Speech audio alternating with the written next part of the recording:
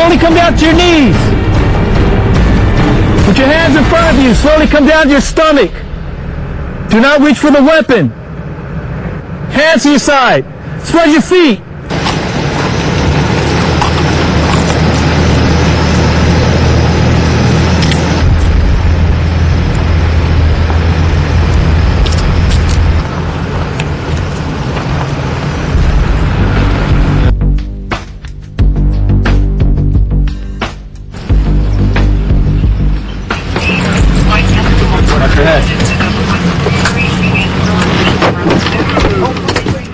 The OPS provides police and security services to critical city sites, including high-profile police assignments such as for the city attorney, the office of the treasurer, and the mayor's offices.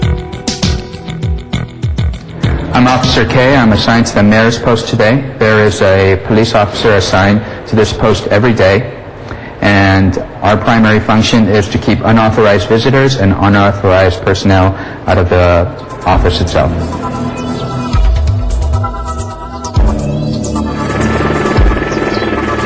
The Office of Public Safety jurisdiction covers 470 square miles. Safety at all the city sites is the #1 priority. The Office of Public Safety strives to ensure that everyone has a positive experience while visiting the city and its attractions. Technology has become an integral part of the safety and security of Los Angeles. The Office of Public Safety is responsible for ensuring that the city has effective technology that provides a safe environment for the citizens of Los Angeles.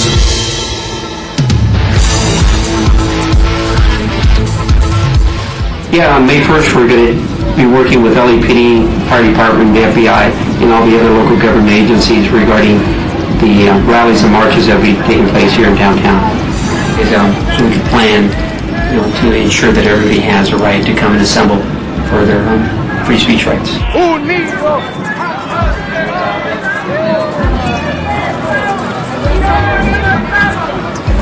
The GSD Office of Public Safety is overseen by the Public Safety Oversight Committee, which is comprised of a commissioner representing each of the 5 customer departments. In addition to the Oversight Committee, OPS is overseen by the Police Commission. With the involvement of city employees and the community, the Office of Public Safety takes an active role in identifying, reducing, eliminating, and preventing problems that impact the safety and order of our city facilities.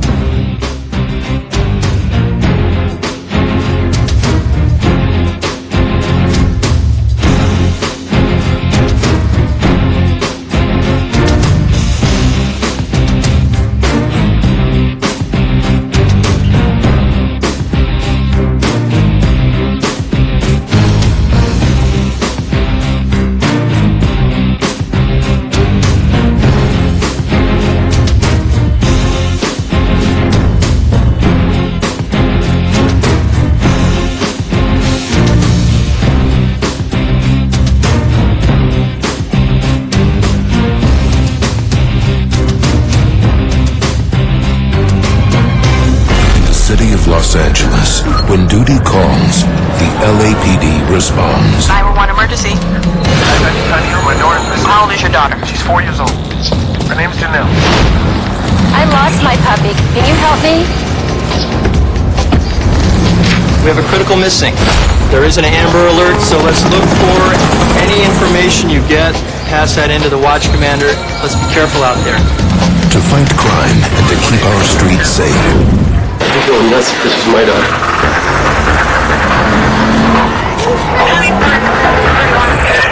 Okay, it's at 78557 211 is encouraged Olympic and Ardmore, the child market. Suspect found 958 West Missouri 5 miles from towards Olympic. Property taken, use currency. Code 3. 7855, Roger. Onward 7055 is in quick pursuit of 211 suspects southbound through the houses requesting backup. Any area that comes out of this frequency. 7955 was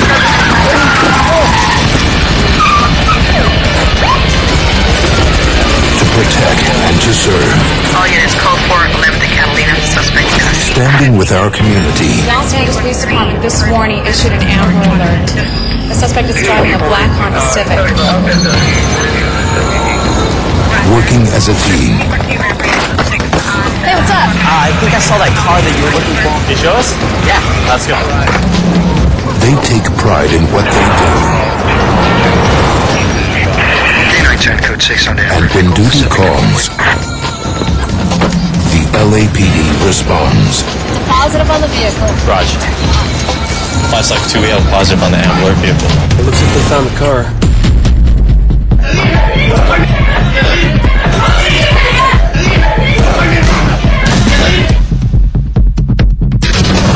The LAPD is hiring.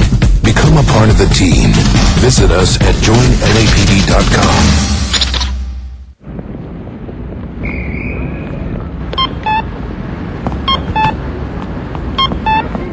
Bulky item pickup? Call 311, the toll-free number for non-emergency services. 311, your one call to City Hall.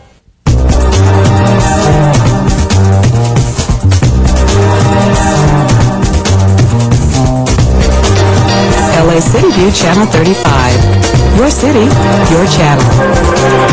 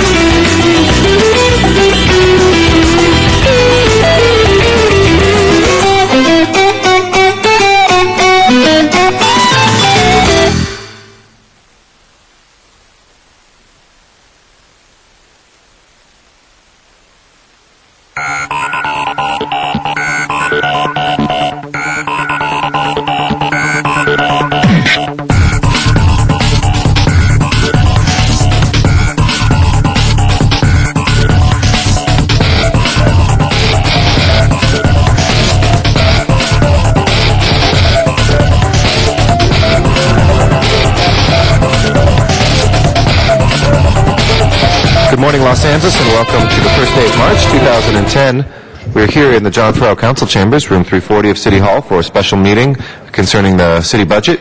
We've been meeting here every day of the week, including our Mondays and Thursdays, though our regular schedule, which we'll return to next week, is to meet on Tuesdays, Wednesdays, and Fridays at 10 a.m. I want to welcome our viewers on Channel 35 who are able to watch us throughout the city's cable system and watch us also on rebroadcast in the evening. For your convenience, two other ways of following the city council meetings are on the internet through our city's homepage at lacity.org and also through the telephone by calling 213-621-CITY.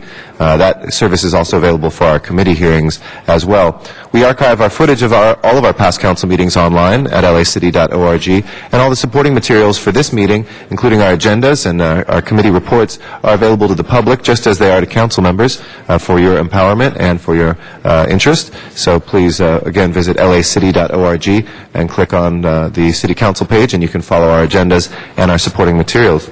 We do have a number of council members who are excused today. Council members Cardenas, Koretz, and Wesson are excused. They are representing the city up in Sacramento as Angelino becomes our next speaker. John Perez, whose assembly district is right here downtown, and we congratulate Mr. Perez for his ascension to the speakership, as well as thank Speaker Karen Bass for her service as well over the past 2 years.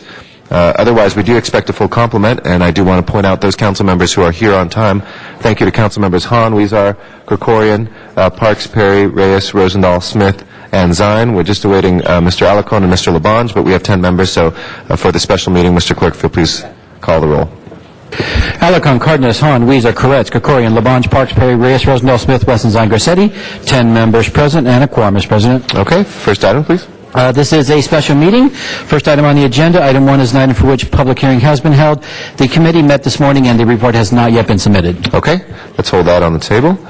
Next item. Items 2 and 3 are items for which public hearings have not been held. 10 votes are required for consideration. If there's no objection, we'll consider now items 2 and 3. We do not have any cards on these, so we'll open and close the public hearings. Colleagues, this is a series of different items that our Chairman of Public Safety, Mr. Smith, has helped to corral and incentivize and to discuss on different public safety savings that may be realized in the coming year and even on this fiscal year. So I'd like to recognize Mr. Smith. Our plan for the day is to go through these items, pull out any of the ones in detail that folks would like to discuss further, and to try to put some round figures and solid expectations for this year's budget, next year's budget, on savings generated from the fire and police departments. So with that, recognize Mr. Smith to begin the process. Thank you, Mr. President. And before you today, ladies and gentlemen of the council, our CEO report we'll bring forward the departments. We're going to bring both police and fire today.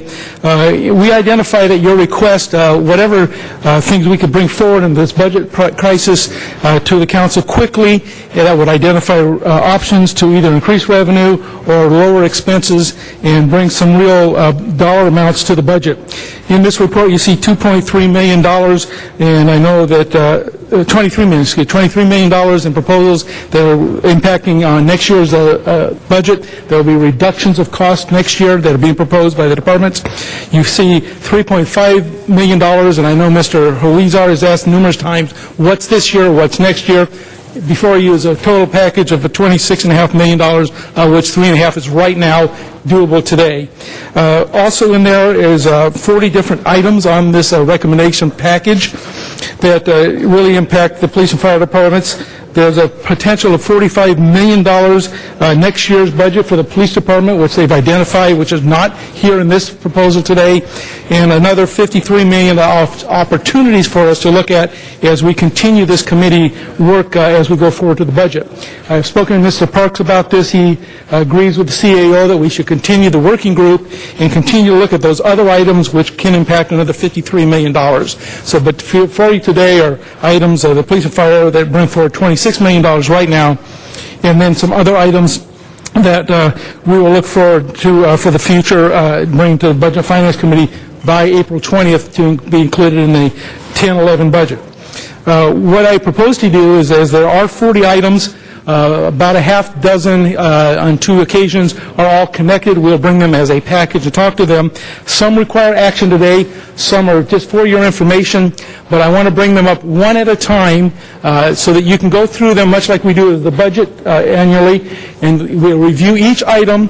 It's my recommendation that we then have any amendments you want to make to the recommendations, to the FYI, whatever it may be. If you have additional information you want added to the working group, if you have changes you want to make to the recommendations, we'll do them independently of those 40 different times rather than trying to deal with 23 amendments at the end of the day. I think it'll be a much smoother process. It's much like we do in the regular budget. So with that, if there's no objection, I'd like to bring the fire department forward first. They are the first department on the report, and we'll be going down those recommendations one at a time. So fire department, please come forward.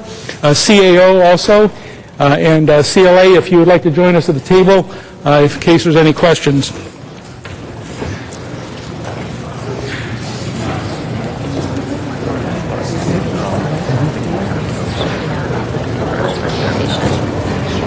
Which one?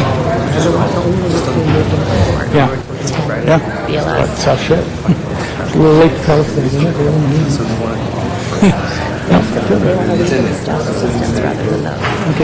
Colleagues, I'm going to move to suspend the rules just for Mr. Smith to kind of be our cruise director here. Obviously, if folks want to speak, we can pause him, but just so we can keep coming back to him on each one of these items. So just press your buttons if you want to be heard on any of the individual items. But in terms of just Mr. Smith's time as chair, what I'll do, and I'll do this for any chair who's bringing back his or her recommendations on their departments, is to allow them to continue to kind of move through the different items if there's no objection. Otherwise, we'll do that. Okay? So just press your button. Everybody will be recognized, but Mr. Smith will have the ability to continue talking and going through these items. Thank you. Okay. Thank you. I move to suspend the rules so that Mr. Smith, as chair, could go through each of the items and kind of be our cruise director on the agenda. And if you want to be heard, just press your button. We'll call on you, and he'll pause, and we'll come back to him. Okay. The first item is ambulance billing. We've already heard some discussion on this in the council. Chief Peak, glad to see you here today. Thank you for joining us. I know your staff is also in the back. We have questions. They're in some of the work group, but Chief Peaks was in the original meeting as well. As we move through these meetings, we came up with first discussion was what should we be talking about. The later meetings were what are the answers to those questions we've been asking before you use that report. So on ambulance billing, sir, would you lead us through the report back you had into our committee?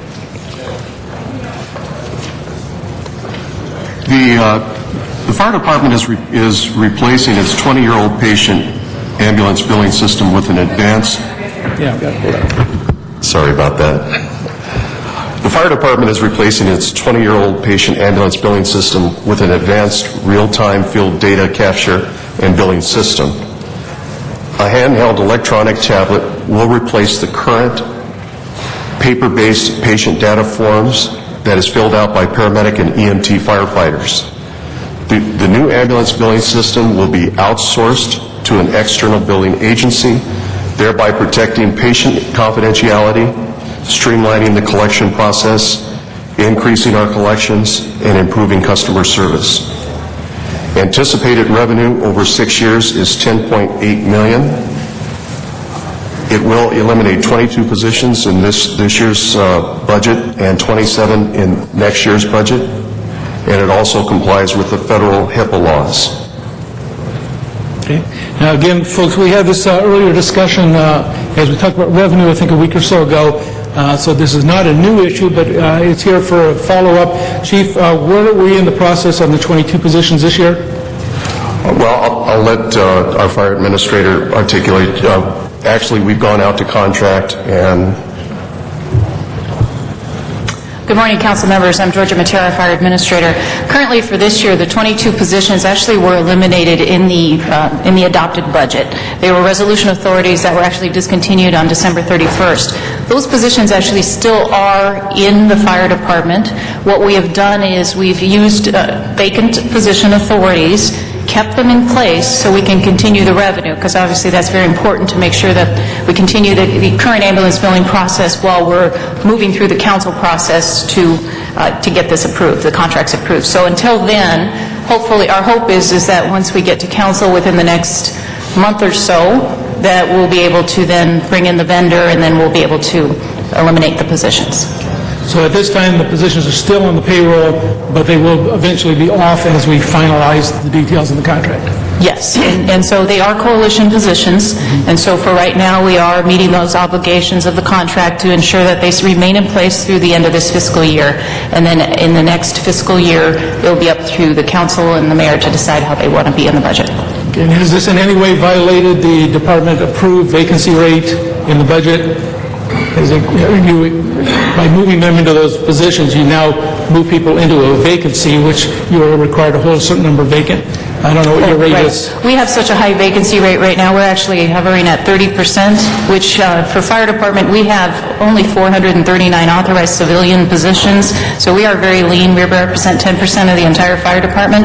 So to have 117 vacancies, which is what we currently have, it's taken a significant toll. So we have more than enough vacancies to move them in and be covered. CEO, do you have anything else to add? No. Okay. Any questions, Mr. Chair?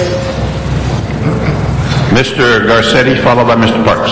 Thank you very much. A couple things. First of all, thank you, Mr. Smith, for the good work on this. And colleagues, this is a good example of what we can be doing in all of the departments that we oversee. Mr. Smith, as Public Safety Chair, has two of the biggest, so don't be hating him just because he gets bigger numbers from a big department. But even if we get a few 100,000 there and 10,000 here, depending on our department, each one will be very important. But this is kind of a great model for what we can be doing inside each one of our committees, and many of you already are doing, and some of that has come back. That said, on ambulance billing, I think you covered, for the person listening, I just wanted to reiterate, so those positions, if there's positions that are not slated for elimination with a vacancy rate, these folks can move over there. So these folks will still be able to potentially have jobs in the fire department. They just would not be doing the ambulance billing anymore as soon as the contract is true. And then secondly, related to this with ambulance billing, we've talked a lot, and I know talked about maybe by the end of last week we would be able to have some info on the cost, because we have considered also trying to make sure we get full cost recovery on our ambulance billing, on the actual amount. And it's great to have a chief who knows this stuff inside and out, and I really want to thank you, too, for stepping up on this. We're charging about $1,000 per pickup. Is that correct? $1,004, yes. $1,004. Again, this is paid for by insurance and by Medi-Cal primarily, so this isn't coming out of pocket from folks at a very vulnerable time. But your estimate was that we see some departments in the area that charge as much as $2,000 per pickup. Is that correct? Well, our survey of countywide departments are somewhere about $144 greater than what we currently collect now. And what we're planning on presenting to you in the near future is an ordinance increase that I believe would run our ALS transport fee up to $1,147 as we continue to scrub the cap costs and look at potentially increasing that it maybe as much as up to $1,500 per transport. But it's going to take some time for us to scrub those numbers, but we feel fairly confident that we can equalize our ALS transport fee to the same fee that other agencies inside the county are currently, which would probably generate somewhere in the neighborhood to between $5 to $8 million. Okay. So earlier estimates of potentially going like 40 to 80, that was if the cost was actually much higher than that. Well, that still may be a reality, but we're still going to have to continue scrubbing those numbers and looking at our cap cost. And on that, as you look at that, two last questions, or one statement and one question. One would be to make sure that we're looking at our full cost of this, because I know a couple of years ago we said full cost was $1,004, but we might not have taken in some of the administrative costs that surround that to be able to support the operation. So more than just the administrative costs, but all of the affiliated costs that involved EMT training, 911 dispatch, all of the medical care costs that are associated with the transport. So we are looking at all of the cap costs and potentially generating additional revenue through that. And then the last one's a question. When do you have that data ready? What's your estimate this week? I'm sorry to keep hammering, but this is the difference between, as you know, jobs that get laid off or not. We want to put as much money in. If we could have a real accurate estimate, we can begin to budget around it, and we're starting that budget process. So what's your sense? And I know it has to go to the city attorney after you. One of the other issues that we're going to look at today is the treatment non-transport fee also that has come out of the committee. And we're hopeful that, because I think we're currently seeing somewhere in the neighborhood of about 105,000, 106,000 people that we currently treat but don't transport. So we're hopeful that we're going to be able to generate additional revenue fairly quickly. All of it is tied in with the field data capture system. So once we get the field data capture system, once we increase transport fees, and once we add on the treatment non-transport, we should be able to generate somewhere in the neighborhood of hopefully maybe $8 to $10 million. And date-wise? Well, I think we're real close to having an ordinance. For this year. I know that's going to the city attorney, but your data piece to get to the city attorney, can we have a deadline for that? I'm sorry, on the field data capture? Or, yeah. Well, no, on the cost estimate, because then we have to give that to the city attorney to draw the change. So we're just waiting for what that data is. I don't want to jam you more than what it is. I just keep hearing different dates. It's a month. I'll have it in a week, and so I want to know what your estimate on the record is. Well, actually, this one is relatively easy for us, which is a good thing. It's not a whole new ordinance. So what we're going to do is when we come to council, we'll bring you two ordinances. One is where we'll actually show you the increase in the ALS and BLS rates, which is very straightforward. And the other one will show the same thing, except it will add the treatment no transport piece. And so then the council can decide which ones which ordinance they prefer. Well, we probably move both, but on the first piece, I appreciate the process. Again, you guys keep telling me the process, but when do you think we you'll should have your that. analysis We're done? hoping to have that to you within 2 weeks. Within 2 weeks? Yes, we're working on that. So if we're back here 2 weeks from probably tomorrow, because we're not going to be meeting on Monday, we can have that? We'll have it. Our city attorney is committed to make it happen. Thank you. Appreciate that very much. Thank you, sir. Mr. Parks, followed by Mr. Alarcon. Thank you, Mr. President. Let me just verify, when you said 2 weeks, is that the ordinance to implement the electronic system? No, actually, what that one is that's simply the ordinance to increase the ALS and BLS rates to match the county and add the treatment no transport. Okay, what about now? You've covered the first part of the electronic system. You have people there that we appreciate you not allowing the revenue to drop. But now, give us a concise picture of when this will actually get implemented. What is the timeline for review to make sure the system works? So we get an idea of when those other 22 move on to other positions, when can we say that system is going to be up and running and valid?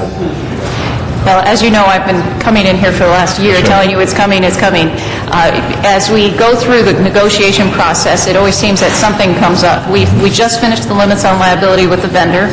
We now have gone back to the vendor and we're negotiating the 10% contract price reduction that was instructed for us to do. So we're in the process of working that piece out.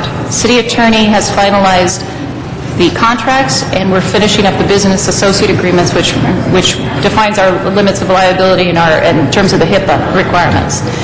We anticipate everything going the way it should be. By next week, the CAO will have those contracts. The CAO, according to Mark, has pretty much drafted the report, and so we need to fast track this. My big concern on the backside is that we're losing staff.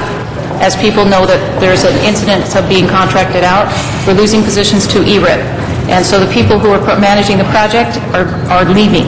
And so I have some very serious staffing issues as well that we have to make sure that our timing is just so. So we anticipate that we hopefully will be before the council by the end of March.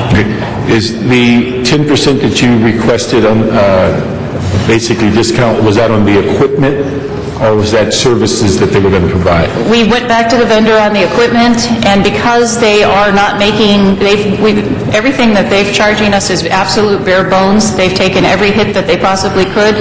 We have enough justification to come back to you with that information.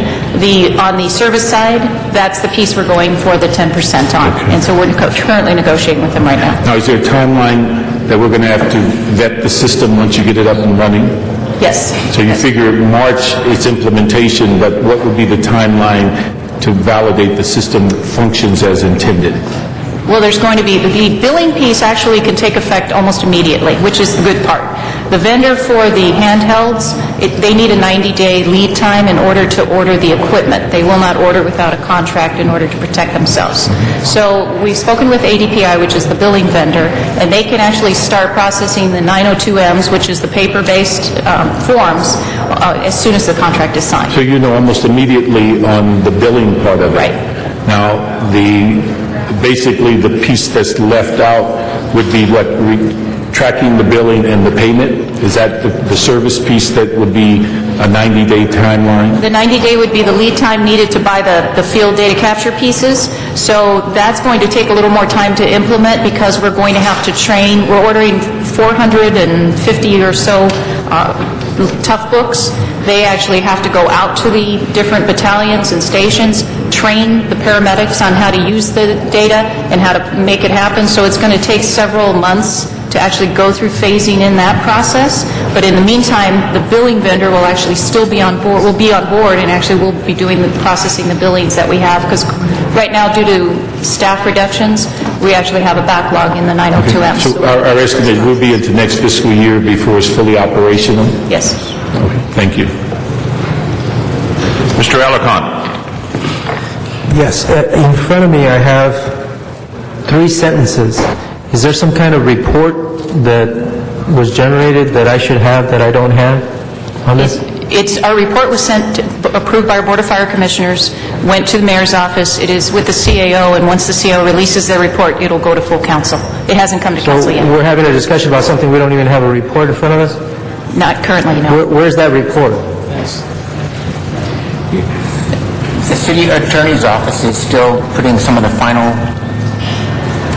aspects into the contract before it comes back to me to then bring the report. You can't give us a report to date? It was sent to... Wait, is that a tough question? Can you give us a report on what's going on to date? I believe that Georgia just did. She told you that No, in writing, like normal, I've got 3 sentences that describes what you're doing here. I'm not on the working group, I'm not in the Public Safety Committee, not on the Budget Committee. I don't know who you reported to. I don't have anything in front of me, and you're asking me to make a decision. No, actually, we haven't taken this to council yet. This actually isn't a council action yet. Ms. Alcorn, there's no vote today on this item. This is an informational part of the... Well, I want the information. Can we get a written report on this? We can give you a copy of our board report that was sent to the mayor and now is with the CAO. I'd sure like to have that in front of me. I don't know exactly what you're talking about, but I think the biggest problem with, and believe me, I've been one of the loudest voices for collecting the uncollected debt, but I also recognize that in trying times, with a 14% unemployment rate, with a higher rate of the poor using our services, they don't pay because they don't have money. And they're not going to pay whether you have a highfalutin system or whether you have the dog from the TV show going after them. They can't pay. So I'd like to get a report, an assessment that's based on apples to apples, not just, we're going to bring the profits in 3 years when the economy recovers and people are more able to pay. That's why I want to see the report and the analysis to make sure that it's not just based on pie in the sky hopes that the economy recovers in a couple years. And finally, I'd like to request that one of the members of the working group be allowed to testify. That would be Mr. McCosker, who I understand was on the working group. And I'd sure like to hear from them. Yeah, but the public comment was closed. So I don't see this as public comment. I see him as part of our working group. I'd like to hear his comments. We already have plans to hear from Mr. McCosker after we go through these items, so don't worry. We've had 3 or 4 requests already. Mr. McCosker, and everybody can rest easy. All right, Mr. Rosendahl. Thank you, Mr. President. Good morning, everybody. Ambulance billing is the item we're discussing, and let me just read the paragraph we have here. 2 contracts to outsource ambulance field data capture and emergency medical services billing and collection are being finalized with the city attorney's office. That's what you just said. Revenues are conservatively projected to increase by $10.8 million over the next 6 years. You feel comfortable with that line? 10.6? Okay. 10.8 million over the next 6 years. Now here's the big question for me, obviously, is the outsourcing eliminates 22 civilian positions in 2009, 2010, which means like right now, and will eliminate an additional 27 civilian positions in 2010, 2011. Is that true too? That brings us up to what, 49 civilians? Now, when you eliminate those 49 civilians, where are we saving money by the elimination of those 49 civilians? Well, a lot of those positions, I mean, a lot of those people will go find other jobs in other departments. They'll transfer. They have bumping rights. Those positions are not in our budget as this year at all right now. And we're just trying, until we can get the field data capture system online, we're having to try and keep those people. A lot of them are transferring because they know that ambulance billing is going away. Yeah, but on the ambulance billing, are we outsourcing it to a firm that is cheaper for us? And how cheap is it compared to our own people doing the job? I'm just looking where you're getting this cost saving. They're more efficient in the collection. The paper system that we have right now, it takes weeks, sometimes months, for those billables to actually get into the process. By the time the patient or the customer gets a bill, they're 2 or 3 months into the billing cycle. This time, what will happen is we'll swipe a person's driver's license or their California ID. The information is automatically downloaded into the field data capture system. As soon as they transport the person to the hospital and hit enter, a bill is generated.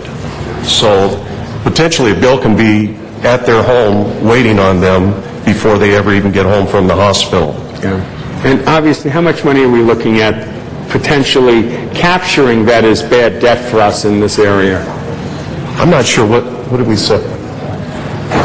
I'm sorry, sir. You're talking about how much money we expect. I know that we said we expect to collect $10.8 million over a 6-year period. That's just in revenue, and that's our costs.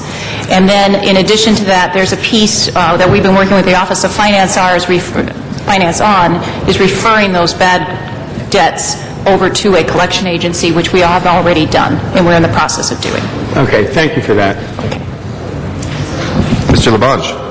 Chief Peaks, thank you for coming. Members, government is service. It's not a business. And what I hear here is we're trying to make the fire department a business. I believe in service. I would like to ask the fire department to explore what other people have done in the state to say to their citizenry, if you make a contribution, you don't pay when you call for the service. I believe Ventura did that. Do you know anything about that? I know one of the models that we've looked at was Huntington Beach, where they have, I think, every parcel or every citizen pays $40 for ambulance service, and therefore they're pretty much covered carte blanche whenever they want to go to the hospital. They can call 911 and get a transport. Well, I would just think we should absolutely explore it, because government is not a business, it's a service. And if we're going to serve the people, because it seems like we're spending an awful lot of time trying to create this. Mr. Alarcon spoke about the fact that many people who are out of work, don't have employment, we're going to be knocking on their door saying you owe a bill. You owe a bill for a dog license, you owe a bill for an ambulance service. I would rather have, Mr. President, discussions on how we could improve our services, or what services we have, and how we could turn to the people we represent and say this is what we could do. And I know I'd like the CLA to explore a resolution to come up with a like Huntington Beach, Ventura, or other cities. Dennis, you're on the League of Cities. Do you know anything in your vast network of people, or the 480 cities in the state, to add on that? Because believe me, members, what we'll spend more time on trying to be a business and not be in a service. And we have to be a service. And I think it's real important, because it gets complicated when you start using all these machines. And then you're going to have people going to say, I'm not going to call the fire department because I'm afraid to pay $1,100. I would rather have to say, and I believe there's 800 residences in Los Angeles. I think, is that the correct number, Madam City Clerk? I think 800. So there's 800,000 people who have property that we could possibly say to them, would you like to do this? Would you like to have your property be on a system that says guaranteed service? Because I would like to be able to say that we're here to serve the people. We're not a business to operate. Now, I may be criticized for that because people have talked about government being a business, but government is not a business, it's a service. And I think we have to figure that out because I'm proud of the fire department and I don't want them to leave their fire station door worried about business as opposed to worried about service. So I'm going to sit down now and hope we all listen to that thing about service and what government is. Thank you. Mr. Zine. Well, thank you, Mr. LaBonge. I will say in defense of government, there's a cost for service. Whether it be the national service, the state service, or the local service, there's a cost for it.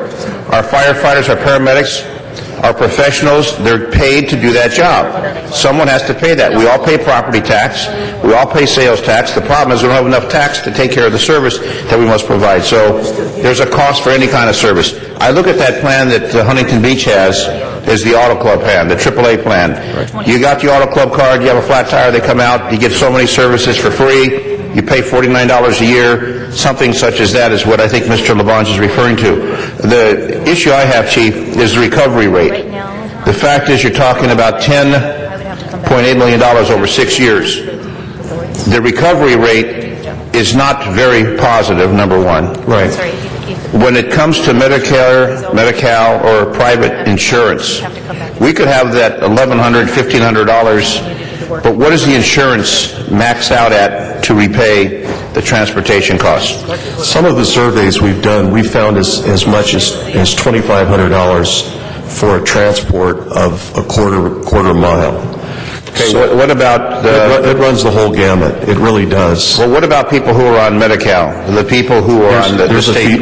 There is a fee schedule. Medicare and Medi-Cal, they're only going to pay, I think it's $140 per transport, no matter how much we charge. Okay, so we charge $1,100. They pay the $140. Right. So are we going to go and sue the people for the rest of the money, or are we going to write it off? What's the plan? No. Because you're coming up with $10.8 million, which is a nice number for over 6 years. It's really not a lot of money. But my question is, if a lot of our seniors are on fixed income, Social Security, they don't have anything other than what comes in, whatever dollars they have, they can't afford $1,100, they need to go to the hospital, they have a heart condition, whatever the case may be, how are we going to recoup that money that's over and above what is going to be paid by the state or paid by the insurance? The people that don't have the money to pay are not going to pay. They never have and never will pay. So what are we going to do? Okay. Well, so let's not put numbers that are unreal. Let's put serious numbers. These are real numbers, and Okay, your question is that the differential in terms of what we do is we accept what Medicare or Medi-Cal pays us. When the difference actually has to be written off. And so we go to the Board of Review, and this is the conversations that we've had with in Budget and Finance Committee, is that we will write off that difference because we are mandated by law not to go after the individual for that difference. Okay. And so the 10.8 is actually based on all of those factors. The 10.8 is a very conservative estimate. It factors in the current economic conditions. It factors in lack of insurance.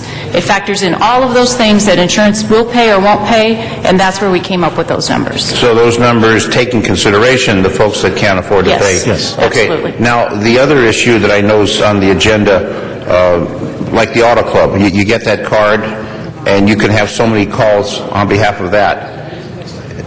Okay, then I'll push my button again. But the other question I have before I get to that... I'm sorry, you're over, Mr. Zine, if you can press your button again. Well, I'll push my button again anyway. Mr. Krakouris, the next speaker. I just want to try to get a little bit of clarification on this because we started discussing whether or not there should be fees for this kind of service and so on. As I understand what you're proposing, there's no increase to anyone's fee. This is, by doing this outsourcing, you're increasing the return rate on collecting the fees that already exist. Is that correct? Yes, primarily through efficiencies. Okay, so nobody is going to be paying more for emergency response service. We're simply going to be collecting what is already owed to the city for that emergency response service. Is that right? Yes. Okay, so we're going to be realizing $10.8 million or so in additional revenues.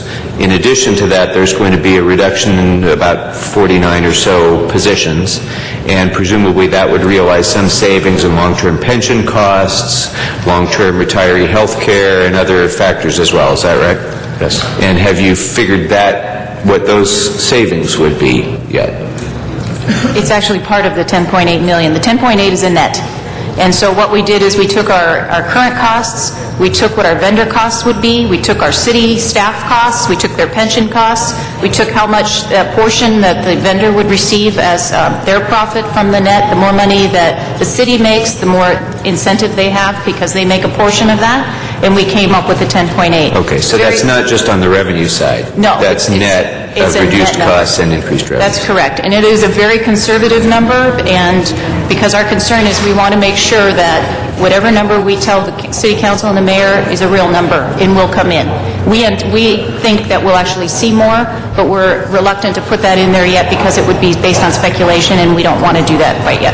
All right. And now there was also some discussion about a voluntary pay program like the one that Huntington Beach has. That's something that the working group has already considered, and we're going to be discussing that a little bit later separately. Is that right? Yes. Okay. Thank you. Thank you. We have Mr. Labange, Mr. Zion, and Mr. Alacon for the second times on this item, or this portion. Mr. Labange? I think he's...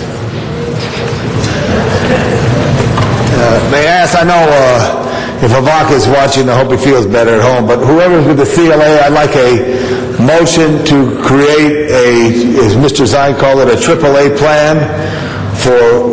we did that actually 2 weeks ago as a body.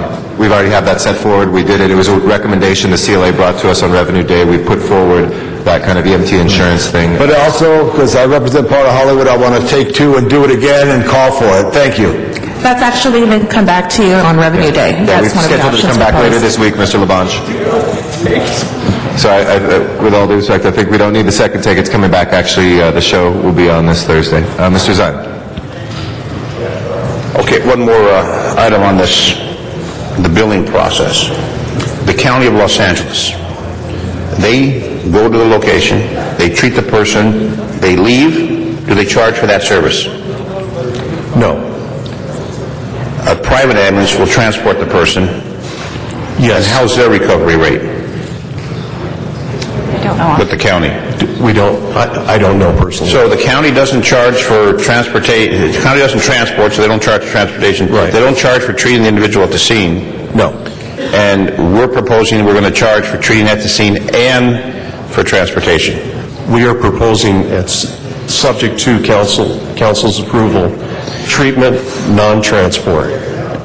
Which now we don't charge for treatment. No, we do not. So we're going to add another bill to that. Right. And have we ever considered private transportation and let someone else worry about that billing and not even deal with it? Many years ago, for non-emergency, very basic EMS calls, we did use private transport to free up fire department resources for more urgent emergencies, yes. But that's probably been 15, 20 years ago. Okay, I'm just looking at, we're talking about personnel, we're talking about billing, we're talking about service to the community. We need to, I think, explore all those options. And I know that people tell me oftentimes, why do they send an ambulance with 2 individuals on board and an engine with 4 folks on board, and sometimes a truck with people on board for an ambulance call? When it comes to the billing, we're charging for all the services we provide. If we send the rescue unit, that's 1, 2 folks, but we never send a rescue unit by itself. There's always someone else that accompanies that. The folks are being charged for all of that? Not at the present time, and that's one of the things that we're looking at in adjusting our cap rate, is that we're going to start building in all those support people that come along. You've got the paramedics, you've got the EMTPs, and then you've got the EMT1s who are on the fire companies. And what we're proposing to do is to include them in as part of the cap rate. Now, when we go out, let's say on a heart attack, 2 paramedics cannot manage a heart attack alone, so you have to send an additional resource, a fire resource, just to manage the life support portion of the incident. And one more issue that I wanted to bring up last time, rest homes, senior citizen centers, where they have a lot of folks that oftentimes have medical issues. Have we ever considered a plan to have them on a different rate, where they're constantly getting calls to these places where a lot of seniors live, residential care for the senior population? Have we ever considered, since if you look at the call for service at those locations, much higher than the average household, have you ever looked at having them pay a different rate? We just started looking at rate differentials when we started looking at resident versus non-resident. That's the only time that I know of that we've ever looked at a disparity in fees, in fee structures. One of the things we're looking at in terms of residents, people coming into the city, utilizing city services and paying the same rate that the people that live in the city and pay the taxes here. But I think we may want to, so we're talking about billing, is to look at rest homes, senior citizen centers, senior citizen residential, to see the number of calls and have them on a different level. Okay. Yes, sir. Mr. Alacon. Yeah, I just wanted to clarify. Now, you said we did not approve these contracts. That's correct. Not yet. But in the CAO's report, it says the outsourcing eliminated 22 positions and will eliminate an additional 27. So we haven't approved the outsourcing, but on the basis of outsourcing we did not approve, we eliminated 22 positions? How do we do that? And why do we do that? That was part of the budget process in the 2009-10 budget. Can you speak directly into the mic? That was part of the budget process in 2009-10 budget. What does that mean? I mean, you said here it was because we outsourced, but we didn't outsource. So that's not why they were eliminated. It can't be, because we didn't do it. The projection was that this project would begin in January 2010. So the funding was provided for those spots until December 31st. Okay, I'm just talking about this report right in front of me. It says the outsourcing eliminated 22 civilian positions, but we didn't outsource. We didn't approve the contract. So how could we eliminate the positions based on that? The funding is gone. The people... Well, I understand what happened. I'm just asking, how could we do that when it says the outsourcing eliminated 22 positions, but we haven't outsourced? I don't know how to answer your question. Mr. Alacon, if I can add to this. During the preparation of the 2009-10 budget, there was an expectation that the outsourcing would begin on January 1 of 2010. So when the budget was put together, those positions were eliminated in expectation of that. To the extent that outsourcing could not be completed in time, as is in the case right now, because that contract hasn't come back to you for approval. What the fire department has done is they've taken those positions. They still exist. Yeah, I'm just saying in my history as a city councilman, I don't recall any time when we eliminated positions on the basis of an anticipated contract. That was done as part of the budget this year. I know, but why doesn't it say the anticipated outsourcing caused the elimination of 22? Because this is incorrect. We haven't approved the contract, so if we, let's say we find that the contractor's numbers are skewed and they're wrong and it's a bad deal for the city for whatever reason, then you're going to have to come back to us to get these positions reauthorized? Yes, you would have to reauthorize position authority for the fire department if you do not proceed with the contract. Now, these positions were eliminated, but the same 22 people are still doing the work. The position authorities were eliminated. The people are still there. The position authorities were eliminated. And the fire department has... It just seems like putting the cart before the horse. If I can ask you to press your button again. Thank you, Mr. Alacon. Mr. Reyes. Chief, when we look at these reports and statistics, and we're trying to find a place where we could land and say the core services will remain intact, and that other types of services that we have been able to deliver, we have to change because of these fiscal realities. And there's a lot of verbiage here, but could you, I don't know if it's possible, but can you summarize for those who are listening what the impact is? Because if there is an emergency, we will respond. Yes. If there's a fire, we will respond. Yes.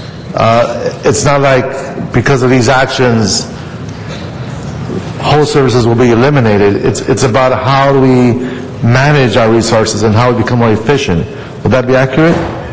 This is purely efficiency. It is going to make our business model more efficient. It will allow us to collect more revenue, and it brings us into the 21st century. We need to get away from the paper system that we currently have, that it is cumbersome and difficult to administer. So when we talk about levels of improvement and or efficiencies, if we take these actions, what you're proposing, next year will we be able to measure how this change allowed for efficiencies and or cost savings? Absolutely. And so you have the variables in place that's going to give you those key indicators? Yes. And so these actions today really is about how things will change internally, but the public and the folks who are in need of service, how will they feel the impact, if any? Actually, it may free up our ambulances and fire companies to give them more time to respond to emergencies because they won't be tied up doing paperwork. All of this will be electronically generated. It will be accurate. It will be more concise. And it's something that we really need to do. I just want to get away from that sense of desperation where, oh my God, we're not going to have any more fire personnel, we're not going to have any more ambulances. On the contrary, we're creating efficiencies so that we can deliver in a much quicker fashion. Absolutely. I just needed to say that because there's a lot of discussion, a lot of verbiage, a lot of detail, and people are trying to interpret, okay, what does this mean? And that's what I was trying to understand myself. So. It will make the firefighters and paramedics' job a lot easier. Thank you. Thank you very much, Mr. Reyes. Mr. Labange. Thank you very much. On these issues related to what Mr. Zine said, historically, so that we know, the police department used to provide this service to the people of Los Angeles up until about 1970. Okay, and then the fire department took it over with small increments. And I know, Ms. Hahn, it was your father who got on an airplane and flew to see then Governor Ronald Reagan to start the paramedic program. And then it was Jack Webb who created the Paramedic Squad 51. And this is what we thought there, Mr. Zine, where they came out and they had private ambulances take people from scenes. You said the county doesn't charge for any service? The county does not charge for treatment, no transport. They have private ambulances that handle all of their transports. So if you get in an accident, and hope no one does it, Santa Monica and Fairfax, make sure you're on the West Hollywood side because you'll get a county service, and drag your friend over to the other side of the street because they won't get charged. I'm just saying, members, it's real important that we know what we're doing. I understand, Chief, and I'm very proud of the fire department, and I'm proud we're trying to get every cost, but there's a certain amount of cost. I was at a park yesterday, and I said, what are we going to do? We're going to have to close the parks. It's unbelievable. So we must think of ways to go to the people to say, here's what we could try to do, whether it's the gold card that Ms. Hahn spurred out a committee on our library service, or whether it's something to follow the Auto Club service card, and rapidly to the people. I have a series of neighborhood meetings tonight and this weekend, which I'm going to ask that of people, because I just think the business of us trying to be a business is more than the cost of what doing the service is. So I just wanted to articulate that again. I know one Schaefer Ambulance, and I say that because they have a facility at Beverly and Western. They would be very interested in partnering with the fire service if that was something that could be done. I'm sure there's others would too. And what Mr. Zine said, what happens is we try to help people. Now, those firefighters who are on the paramedic, they go out and they would attach a cost to the person who needed service. But then if the engine came up, you would want to attach their cost to that person? Not on treatment, no transport, no. But on any cost? Only on transports. Anytime we transport, that would be calculated into the cap. But that would be just for the paramedics or for the engine? Both, paramedics and engine. Yeah, but see, I know, and there's the other thing too, I saw it this weekend. I know Firehouse 56, they go to the rest home on Rowena probably 3 times a week. And over on Fountain Avenue in your district, Mr. Garcetti, I pass, I see 52s there all the time with a paramedic. Is that the way we want to treat people in their golden years, that we slam them with a bill when they need us? I just think it's something we really got to think about. And I should have said slam. I should have said some other word. But I just think this is questions that we have to ask ourselves there on these services that are proposed. Thank you. All right, that is our last speaker. Colleagues, we'll go to the next item. Just as a reminder, that was the first of 41 items that are in this report. 40 left. Mr. Smith. Oh, boy. Order dinner, lunch. Thank you. Thank you. Thank you. Jim, you already began discussion, because some of the questions dealt with this, but on the treat non-transport fee. So we want to quickly explain that again. This is just an FYI. We're not asking to take an action today, but rather so the council knows where you're going on this and what the time frame is before we'll get to hair this back. Okay, this is in regards to ambulance treat non-transport fee. 80% of the 375,000 calls the department responds to annually are for medical assistance, which equals 303,200. About 35% of these calls do not require patient transport, i.e., treatment is rendered in the field without taking the patient to the hospital, which is somewhere in the neighborhood of 106,000. The department could charge a nominal fee for treatment rendered at the scene. If the department could collect on 20% of the non-transport medical calls that we go on, it could collect in the neighborhood of $3 to $6 million annually. The initiative goes hand in hand with the patient data tracking system. It would partner up with that. Very good. And that's mostly the BLS dispatch? Not entirely, but mostly? Yes. ALS we would normally transport to the hospital, but BLS, broken finger, broken arm. Nicks and scrapes. Yes, right. And so I think it's important that this is a source of revenue that we're just letting go, that we aren't doing anything about. There's a potential there. Was it $3 to $6 million a year? $3 to $6 million.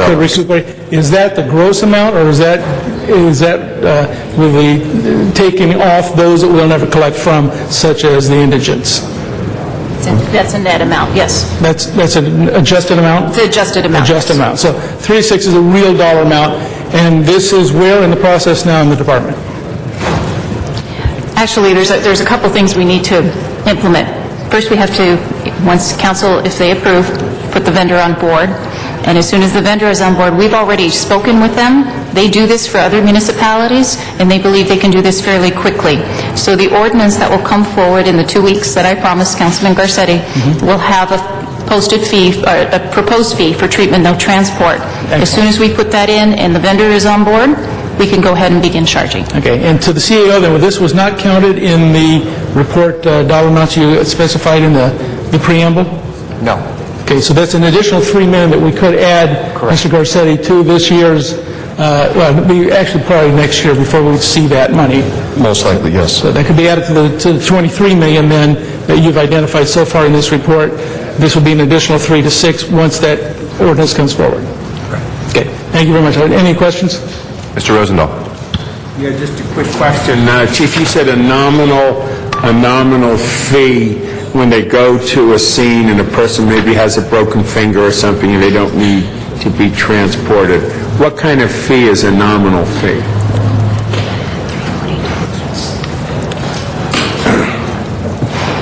What we've found is that a non-transport of $342 would probably be in the neighborhood.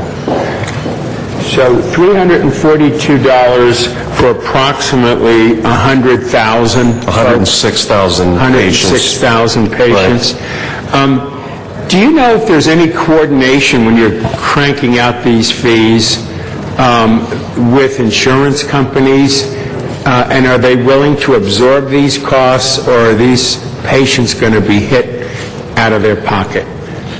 Most of these fees are calculated through Department of Health Services through the county, and they are pretty much the primary contact with the insurance companies relative to fee calculations. But we haven't had any discussions with any of the insurance companies, no. Because my big fear is, and I got to tell you something, I'm one of the straight shooters about insurance companies. They shouldn't be in health care to begin with. It's outrageous, because it shouldn't be based on profit, one's health care. But our country is absolutely strangulated by the insurance companies. That's why we don't have health care in Washington. But here in the local level, if my insurance policy, and I got the Cadillac of policies, it doesn't even cover my stuff. If you can imagine how somebody might push 911 and they come to the scene for obvious reasons and get hit with a personal bill. We've got to get the insurance companies on board to assist in some of these cost calculations. Otherwise, it's just going to be very difficult to collect those kinds of monies from people when they just don't have it these days. You want to tell me what you're saying, dear? Oh, I'm sorry. I was just trying to I'd like to hear it. According to our vendor, Medi-Cal will pay $117 for treatment, no transport. Medicare will not. The private insurance has been paying the full amount. So based on the vendor's assumptions, we believe that we can get most of the money from it. And the Medicare that won't pay, we will write off. Okay, thank you. Appreciate that. Thank you, Mr. Smith. Next item. Okay, that concludes questions? Yep. Okay, on this one then, this will be back in 2 weeks with that ordinance. So and now we move to item number 3. We've already had a discussion a little bit on this. Mr. Labange just brought it up again in the earlier discussion, and that's the voluntary fee program. You're in a preliminary discussion. This still has to go to your commission, as I recall, and then come back here as well. So if you explain... Actually, this hasn't been vetted through our staff, right. And so we're going to have to go back and do some more work on this one. And that is scheduled to come back on Thursday, so maybe we can do a little work between now and then. We have that scheduled through the CLA for our revenue day based on what other cities have done, but obviously any further work we can do in the meantime. And DWP will be a critical piece of that, because to put it on the DWP bill, which is what the CLA, we've actually discussed it more than once in here, colleagues. We discussed it a year ago when Ms. Hahn and I worked together on a general revenue day that we did last fiscal year, and then this fiscal year when we did our first discussion of that, we actually all approved and moved forward to draw up and to design a plan to do this, and the CLA is working on that, reporting back on Thursday. So this will be our third bite at the apple on this. Okay, thank you. Mr. Labange? Just a part of a historic correction. John Hesserick, deputy to Paul Corcoran, reminded me that it was the Central Receiving Department unit that ran the ambulances, not the police department. The Brown Bombers, as they once were called, and that was the transformation. Stand corrected. Thank you, John. Thank you. Next item, Mr. Smith. Thank you. Okay, special assessment parcel tax. Again, there's a discussion we had earlier in the revenue day. It has been in effect in the county. Other jurisdictions do it, but there is concerns about it being politically acceptable right now. The union did a survey on that, and maybe when we have Mr. McCosker talk, you can talk a little bit about that, but it's certainly something we'd have to revisit. And so at this point in time, there's no recommendation to go forward on it, so we take discussion if anyone wants to talk about it. Ms. Hahn, you've been a proponent. Never mind. She's busy. So if there's no other discussion on this, it's just an FYI. We're going to continue to talk about that. We did have a good discussion with the union representation there that this is something that's desirable to go forward with, but it may not be acceptable at this moment in time. The information they had was a year old and certainly not viable at this point. But Ms. Hahn, did you have anything you want to add to parcel tax for Fire Assessment District? I know you were talking mostly about police. You were like making me the parcel tax queen.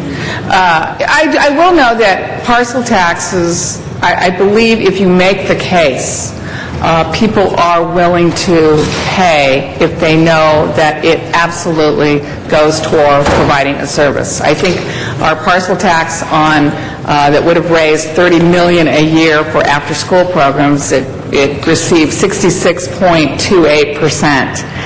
Needed 66.67. That was a huge, overwhelming validation that people in Los Angeles are willing, if they know for a fact that the money is going to go towards direct services to help people, they'd be willing to do that. I know the school board is putting one on, so I think it's certainly something worth looking at. And Chief, would you want to explain real quick how it works in the county so people are aware of it before we have further discussion on this? Basically, the County of Los Angeles charges each parcel a certain amount for fire protection, and that money goes directly to offset the expense of having a fire department. The language for a ballot initiative here in the city has been drafted, I believe, by the CAO, and we're just waiting to see when and if that's going to be placed on the ballot, what our good timing will be. Okay. All right. And I think it'd probably be in our best interest, Mr. President, if we continue to discuss this and work with the UFLEC representation to see if we can determine a good time to do this. Absolutely. Thank you. With that being the case, we'll move to fee ordinance. We got Mr. LaBonge. Press his button. I wanted to add something, Mr. Smith. This is Tom and Bridges LaBonge's property tax bill, and the County of Los Angeles has an item, Trauma Emergency Services, $103.49, and I think that's universal, what, $103.49 for every parcel. It's not depending on what the valuation is there. But it would be nice if we could ask in creating something for Los Angeles, because I would be proud, as well as my wife, to pay to whatever we pay, whatever the cost is, and even if we didn't get 66 2/3, I'd still be in the system. And then we'd encourage people, if there could be some legislation that say we could sign up for that. More thought, more focus, more correction, but I just wanted to state that. Thank you. Ms. Hahn? Right, and by the way, I mean, you know, a parcel tax that specifically paid for, you know, these kinds of services from the fire department. By the way, this county tax, it was Measure BB, it was sold to save trauma centers. And in fact, I think a lot of people would like their money back. Particularly people who are served by Martin Luther King Trauma Center, because they're paying that tax and their trauma center was closed. So out of 22 original trauma centers in the county, I think we now have 11 or 12. So, you know, that's the kind of you know, that's what makes people a little skeptical on paying for this, is when paying. I know it's on my bill too. I pay it every month. Emergency services, trauma centers. But again, there are certain parts of the county that really, I think, you know, got sold a bill because their trauma centers aren't even there. And it's a lot longer now to transport to trauma centers in the county. But we got to be careful about that. Mr. Rosenbaum? Yes, thank you, Mr. President. I'm just pretty much astounded and shocked, Mr. LaBonge, that you have a bill there that we all get a parcel tax for what did you call it? The emergency tax that I believe Mr. Yaroslavsky was the champion. It was a 911 call system for countywide. And the question for me is, how much money do we get out of that, since we, the people in L.A. City, pay that tax that goes towards our trauma needs, which are the ambulance? We don't get a dime. Zero. It was a county measure that was designed. It was a county measure that was written for the county and put on the ballot, so we can't take it. We, the citizens of L.A., are paying this tax. All residents of the county of Los Angeles pay. Well, if you're in the county, then you get the county services, right? No, this is not for services. It's for the trauma centers, which only the county runs. For the trauma, not for the ambulance or any of these other things, of which everybody goes to that trauma center. Correct. Okay, that takes my temperature down a lot. Thank you. Mr. Smith. Okay, thank you very much on that item then. If there's no further discussion, we'll move on to the ordinance status. We've had some discussion on some of these items. I think we just want to update on where we are on the three ordinances that we're still waiting for, and the other one, which is already proceeding forward. So if you can give us an update on those. As we talked about, the brush clearance fee actually has been done, and the bills will be sent out beginning Monday. They'll go out in 2 batches, and then the money will be due. That was a $2 million or so that's already included in the budget. It's already been factored into the budget, and the money will be due April 15th, and we expect to generate there's 133,000 invoices that will be coming in, so we're gearing up to get ready to do that. So fire prevention and our finance group has worked very hard to make that happen. The industrial commercial, I think, was the next one. Yeah, that actually is still in the works. We were getting the brush fee done first. Industrial commercial is next. The city attorney does have that and is working on that, and the spot check will come after that. We also have the ambulance fees in there in between. So what we're doing is just triaging to try to get the most, wherever we can get the most bang for our buck, we focus on first, and then we move on to the next one. So from this year's budget point of view, none of these others will be around in time, so we'll have those discussions April 20th when we begin That's correct. End of budget. Thank you. All right. Any questions on that? No, go ahead to the next one, Mr. Thank you. Now we'll move into business practices, and we talked about NICLA. We had some discussion in the council last week regarding NICLA, the impact on the department, certainly as it relates to your maintenance fleet and your mechanics.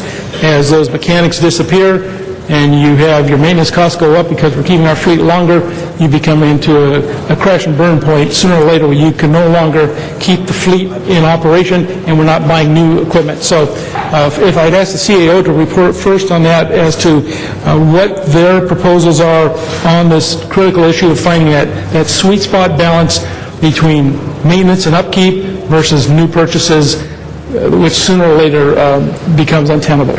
So. The fire department put together a budget package for $26 million for the replacement equipment. We had asked them to come back with a cut of 30%, and they did, and they complied with that, and they came back with about an $18 million package. That came to council as part of the mid-year to get the reapproval for the MICLA. That was not approved. And I think the motion was brought forward to study or to look at the needs for the fire department and being able to absorb this and be able to maintain their fleet, and then also deal with the concerns with the repair of the fleet, with the ERIP and all the people that they're losing in their service yard. That maintains these. We have for you here is the chart of just the ambulances. That's the 80% of the calls that the fire department makes, and this is kind of focused on kind of the core of those type of calls and what the cost would be for the ambulances that they have asked for, which is $492,000. So that would be the 24 ambulances they're requesting that was approved in the last year's budget for MICLA. For this current year, yes. In the current year, yeah. So, but we've said in budget finance, stop MICLA spending. So now we're at that impasse where we're either going to say yes or no on the 24 ambulances. Correct. Okay. And Sharon, have we addressed that in budget finance yet, or is this still? And this is the discussion we had: is where are we on this? It was in the budget. we said in the mid-year FSR stopped MICLA spending, so they're kind of caught in this no man's land. So are they authorized or not authorized to go forward on the 24 ambulances? So Budget and Finance actually did approve suspending the MICLA program for the current year. So in my mind, I would say that we don't have any approval to go forward on any other purchases for fire equipment unless there is some subsequent action. And there's, as I said, there's that no man's land where we have an aging fleet. We have at least 7 ambulances that are over 114,000 average. That means there's some up in the 120, 130 range. You can't drive ambulances that long. So we have some that are just reaching the breaking point. We don't have mechanics to maintain them, and we said stop buying. This was a discussion that took place in the working group and trying to say, I think the council needs to address that, and maybe Mr. Parks and where'd he go? Okay, we should have either discussion with Mr. Parks and the Budget Finance immediately on this issue of stopping the MICLA funding, because I'm not so sure, and I know the chief would agree that we can sustain that. This is not a sustainable stoppage of the purchases. So the question is, how much do we have to buy? How much do we need? The need is great, but you're to the breaking point in some of these ambulances, and then what happens? You revert to the reserve fleet, and the reserve fleet are patched together to keep running, and then we run them out there into the station houses, and you're not able now to maintain a secondary fleet above and beyond that. That if you have a breakage in service, there's nothing to go to anymore, and that means closing down ambulance service somewhere. Right. And I think we're getting close to that breaking point, as I understand. It is near critical, yes. It's near critical. So, I guess, Mr. Garcetti, we should ask the Budget and Finance Committee to make this an urgent issue as soon as possible and take up the MICLA funding issue for the fire department equipment and take an in-depth look at that. They have some great charts, and I would refer that to that committee. Okay. We'll ask Budget and Finance to report back in 2 weeks with that then. Okay. Next item is... Mr. Reyes, on this issue, Mr. Reyes? I'm sorry. Chief, it's come to my attention, and it's an example of lack of foresight when we did not target the ERIP process. It's kind of, we opened the floodgates and folks left, and assessment of skill sets and critical operations, critical functions were in a way blurred in that process, and now we're refocusing and understanding we have these budget deadlines, these budget issues. Are you in a place where you can chart out these critical functions? For example, I understand that there's one welder we have in the department, and that person is going to retire. Actually, he's already retired. He's left. He's gone. Yes. Or he or she. So, do we have a welder in the department today? No, but managed hiring has approved the welder, and I believe we're still waiting on the personnel department to facilitate the hiring of a new welder for our shops. So here we have zeroed in on one position, a welder who's very critical when it comes when things break, basically. Yes. How many, and I use this symbolically, how many welder type positions are right now on the line, or we need to be aware of, that deals with the functionality and operation of a first-class fire department? We'll take as many welders as you can send us. But when I say welders, I meant symbolically. Symbolically. Okay, the welder case is one example. Our heavy-duty mechanics, our light vehicle mechanics. You can't take someone who works on trash trucks or works on police cars and ask them to work on an aerial ladder truck or to work on a pumper. These are specialized fields. So if we take a step back, ERIP happens, people leave, we lose our only welder in the department. As an example, symbolically, how many positions like that can you identify?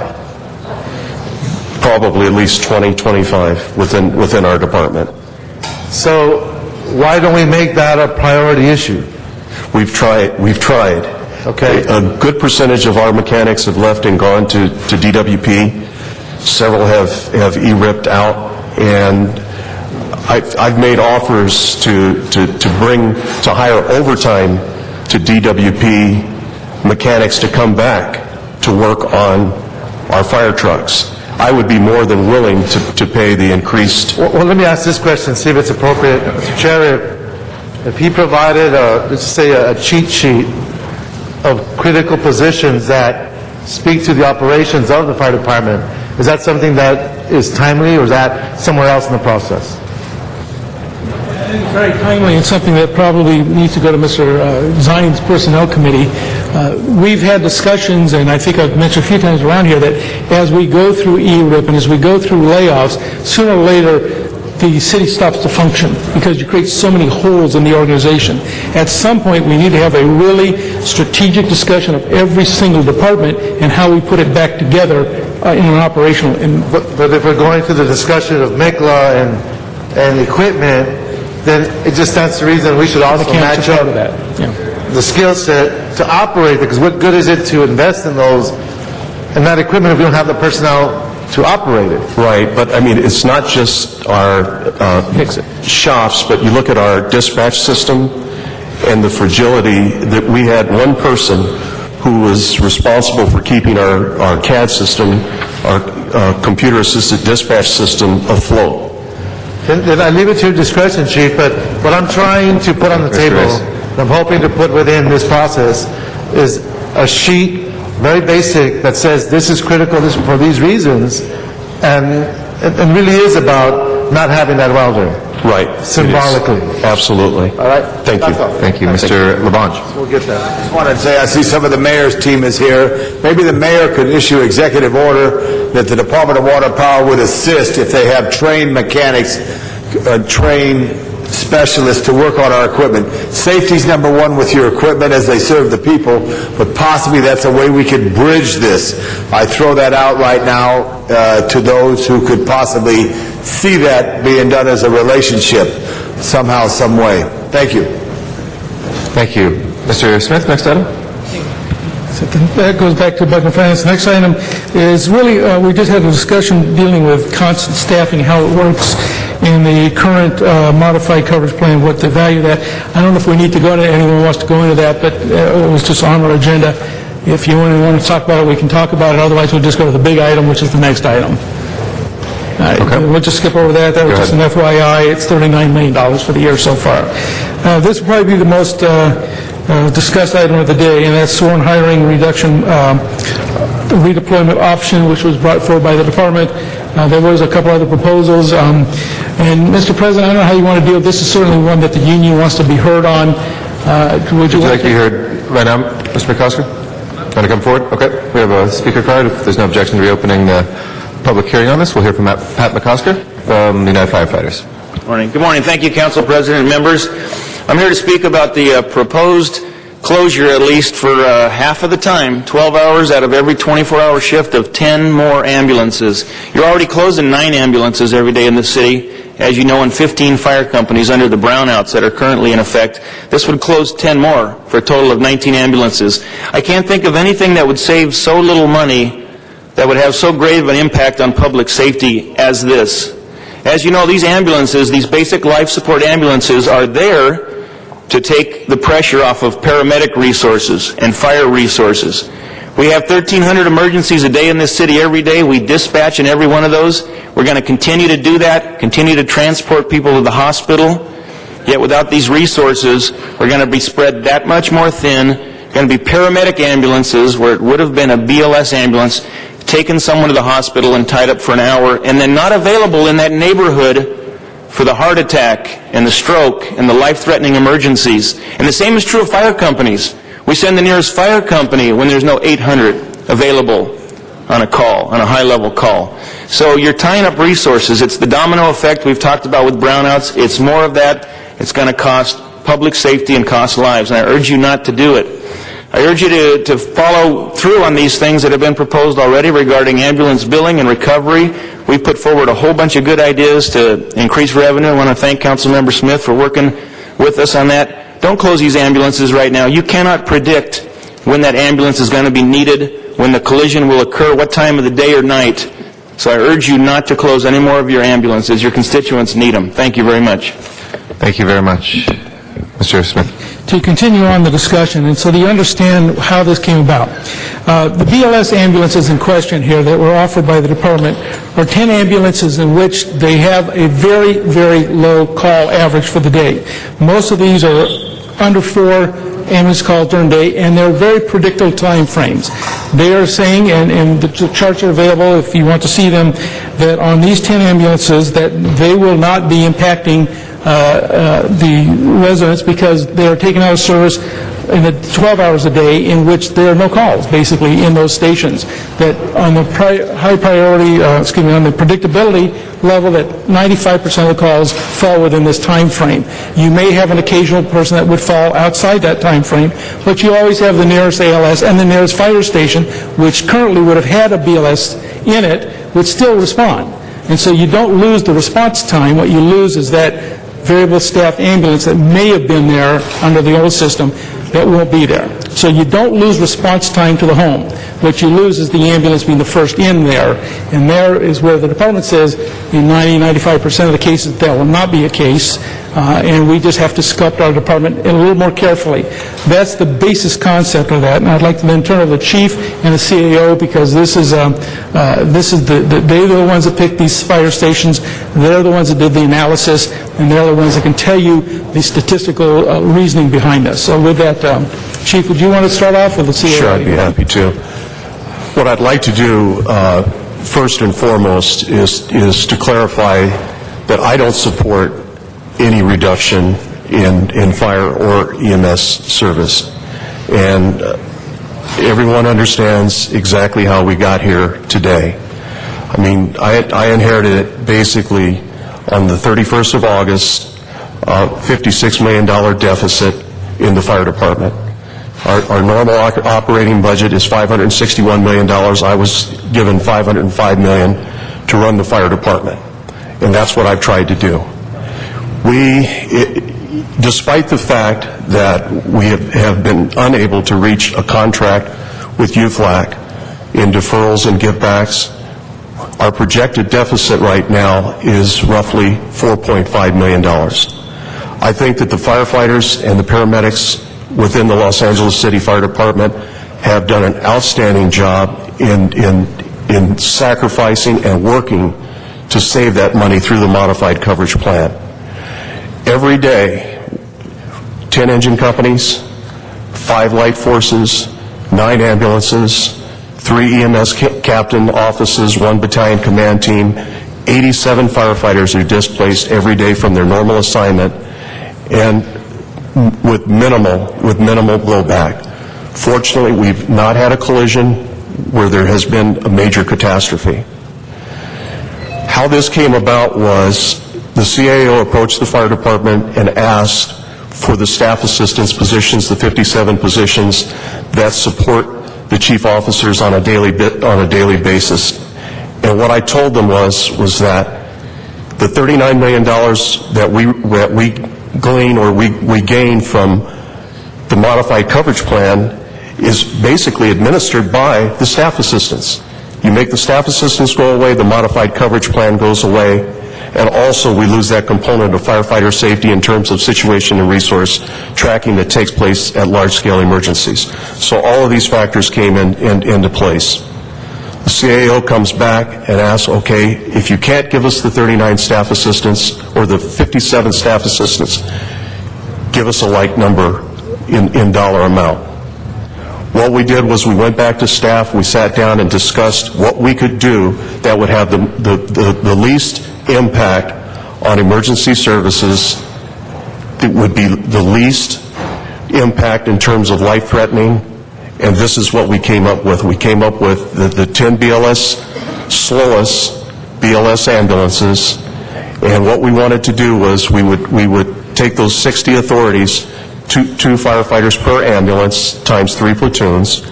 We came up with the 60 authorities, and what we would do is give those authorities back. And then what we would like to do is hire back 12 hours during the busiest time of the day which is from 10 a.m. to 10 p.m., and basically put those firefighters in those ambulances where the work is, and during the high work period of the day. And that's what we've tried to accomplish here. This is not something that I want to do. This is something that we have to do in light of the budget crisis, and this is, again, part of the shared sacrifice. Ms. Hahn? I'm sorry. Do we want to hear from Sue? I just want to share with you that I have met with the chief, and he and I have talked about this quite a few times, trying to find a way, something that we can make this work. This doesn't send a single firefighter to the street. All this does is this moves the 60 firefighters that the chief spoke of out to the field to fill the vacancies that are there now, to reduce the overtime that they need to fill each day. The 15 months savings for this, for the last 3 months of this year and for the 12 months for the following year, will be $24 million in savings by not sending one firefighter, to not eliminate, to not send a single one to the field, to not cut one of their spots. We're just moving the 60 firefighters to fill the vacancies.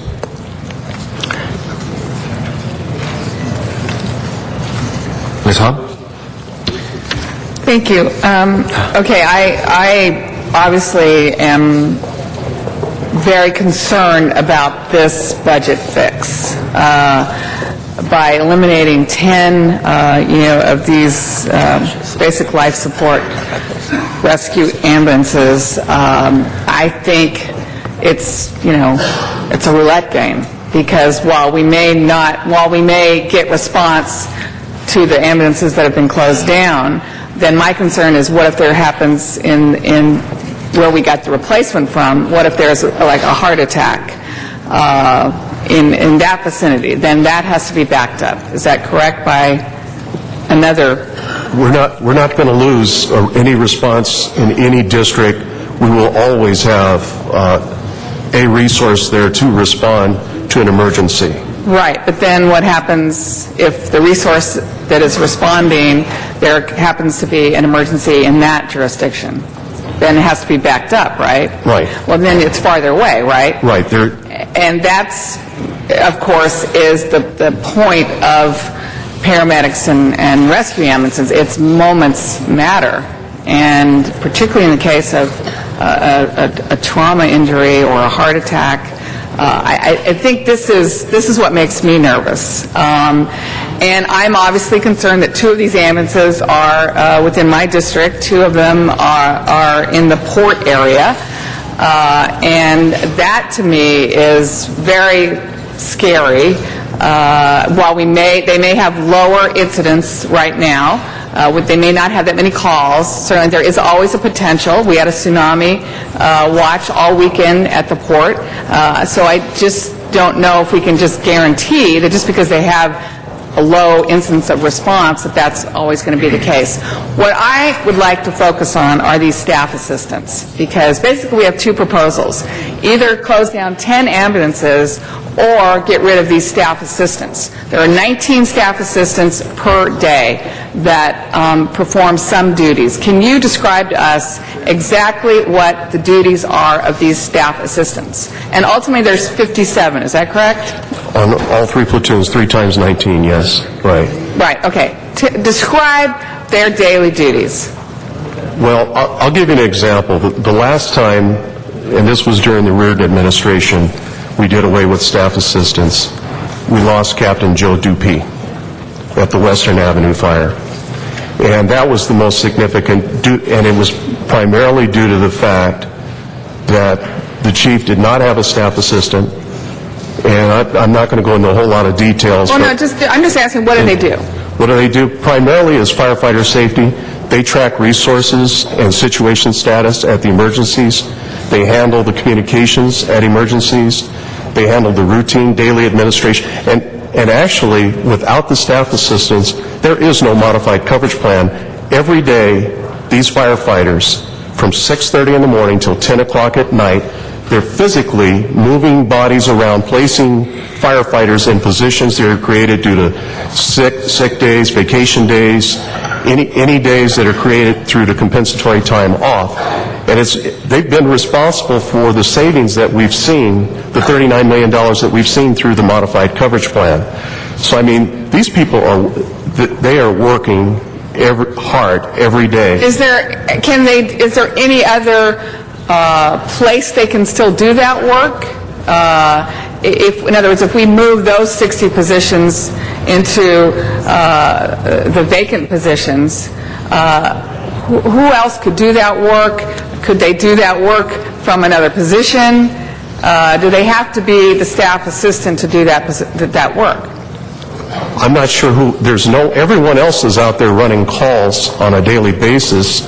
I mean, the staff assistants are there on the computer tracking vacancies and making sure that if there is a vacancy that someone is not being hired overtime, they're placing one of those displaced 87 firefighters in that position in order so the city can save that money. Thank you, Ms. Hahn. If I can ask you to press your button again. Okay. Mr. Alarcon is our next speaker. I have two lines of questions I'd like to be addressed. First of all, none of the proposed closures are directly in the 7th Council District. However, last year when we cut the 9, one of them was in Sylmar. And at the time, it was said that Sylmar would be covered by 2 of the ones that are being proposed to be cut now. So I'm wondering, how does Sylmar get covered now?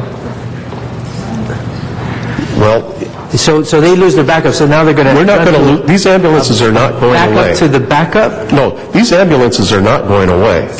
We're going to staff these ambulances 12 hours a day during the busiest time of the day. That's what we have proposed. Yeah. Well, it's a rhetorical question.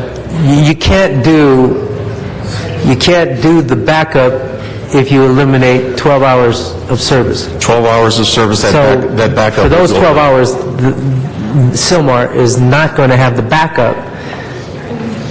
It doesn't have the primary service. It won't have now the backup service. So I don't know how that affects Sylmar, but I think it's going to be worse. So of those 9 stations, the units that were backup to them are now going to be eliminated, and I don't know how those 9 stations are going to. I don't know what the result is going to be. I'd sure like to know when that time comes, if it comes.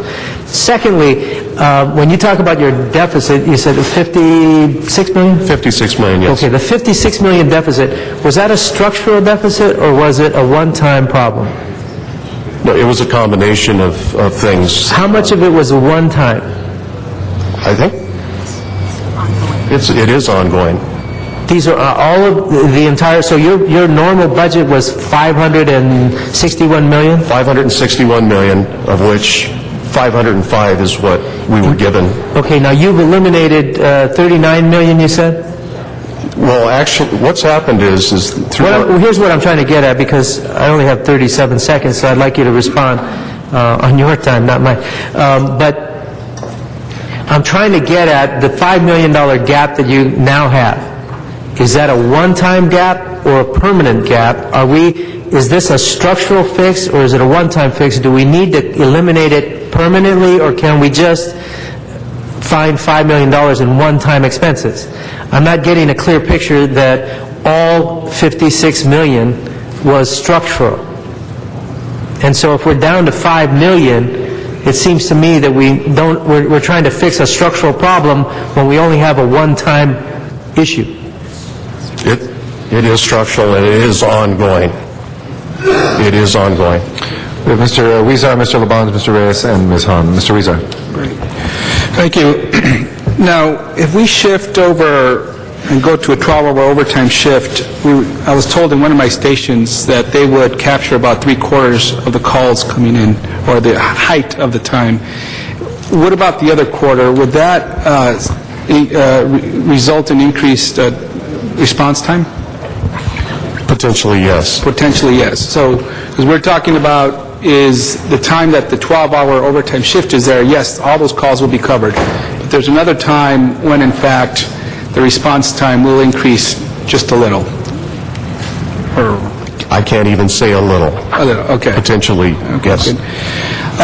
You know, a few weeks ago, there was two stations in my district, Station 42 and 16, that had brought to my attention rumors about a modification to the modified plan that would result in some some impacts to Fire Station 42 and 16.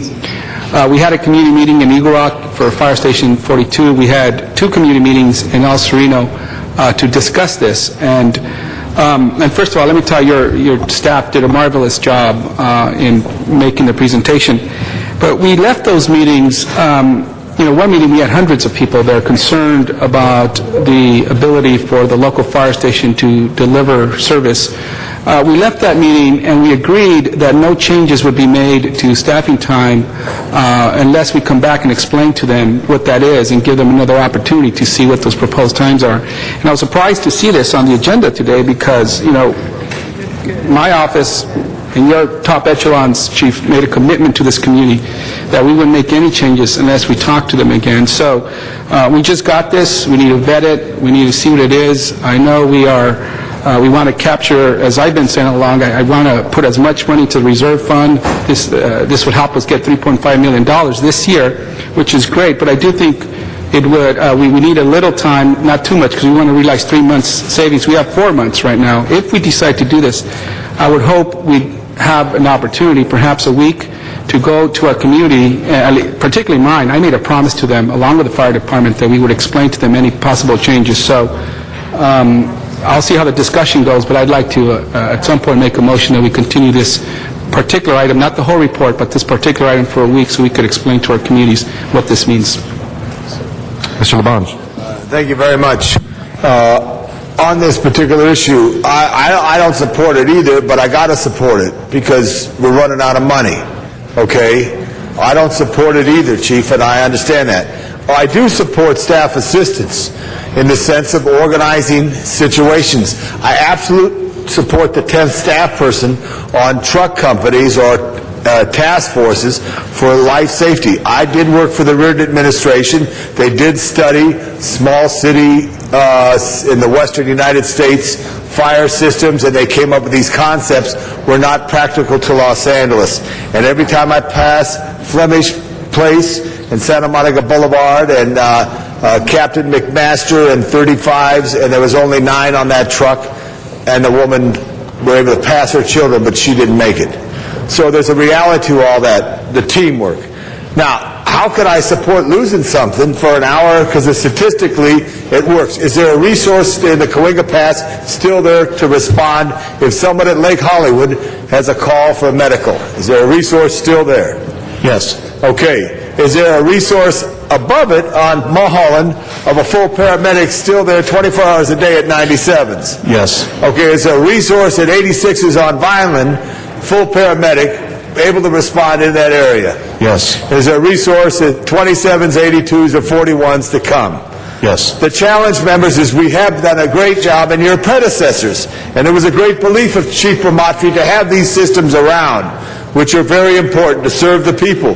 But now, if this is the first item we actually have to vote on that affects dollars, right now, this is a tough vote.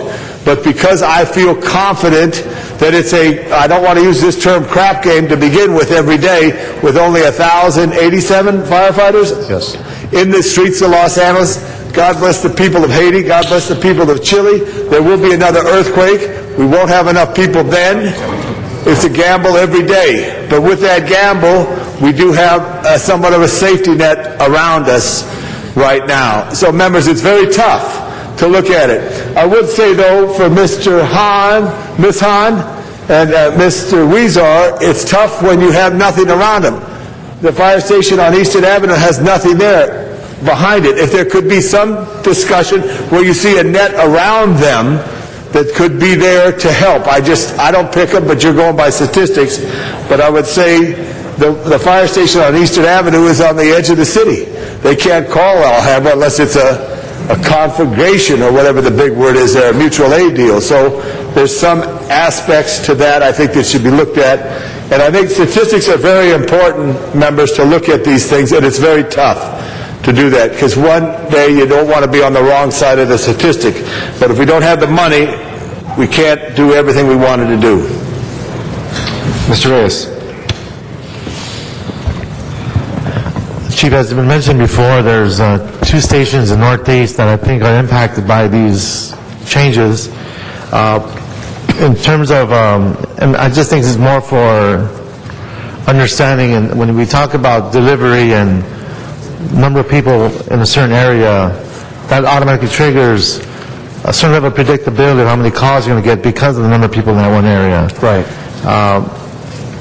When you're working these formulas, how was that factored in? When it's fairly apparent that because of that density level and poverty level, there's demographic and sociological factors that go with it. Poverty creates pressure, pressure creates crime, et cetera, et cetera. When you start looking at it, I mean, could you just share with us how that came about and how that was weighed? What we did was we basically went through and looked at time of day versus the number of responses for each BLS ambulance in the city. Where you'll see we have one ambulance, the lowest call load is 1.5 responses in a 24-hour period of time. And we studied that ambulance to find out when does their call load typically happen. And because it's stationed on Terminal Island, it happens normally during business hours when people are working at the Hyperion or the various facilities there. So we've got ambulances in the city that are running 20, 24 calls a day. We've got other ambulances running 2, 3 calls a day. So when we look at it statistically, the busiest time that the fire department has in our call load is between 10 a.m. and 10 p.m. And that's when we would like to deploy those ambulances during that busy time when their normal call load would be occurring. And that's basically what we did.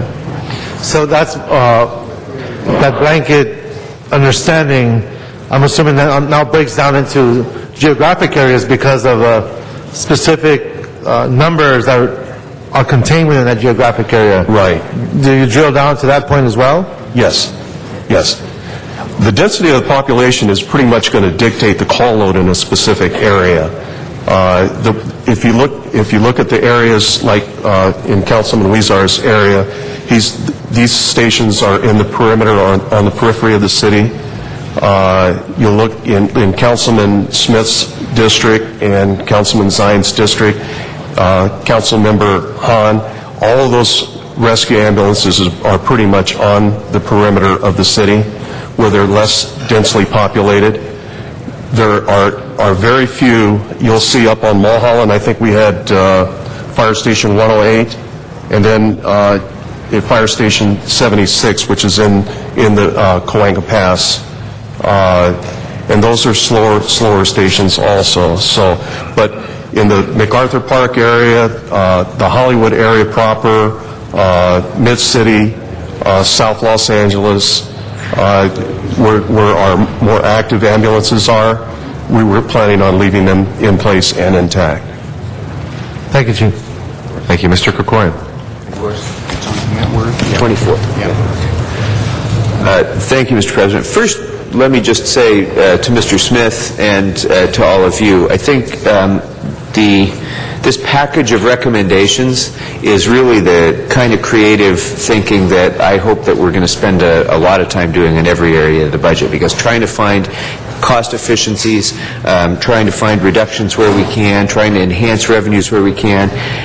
Department by department is exactly what we ought to be doing, and so I want to, recognize the effort that went into this because I think it's excellent. And I think all of us have probably said, I'm sure there's a consensus in this body that public safety is the top priority, the number one core function of any city.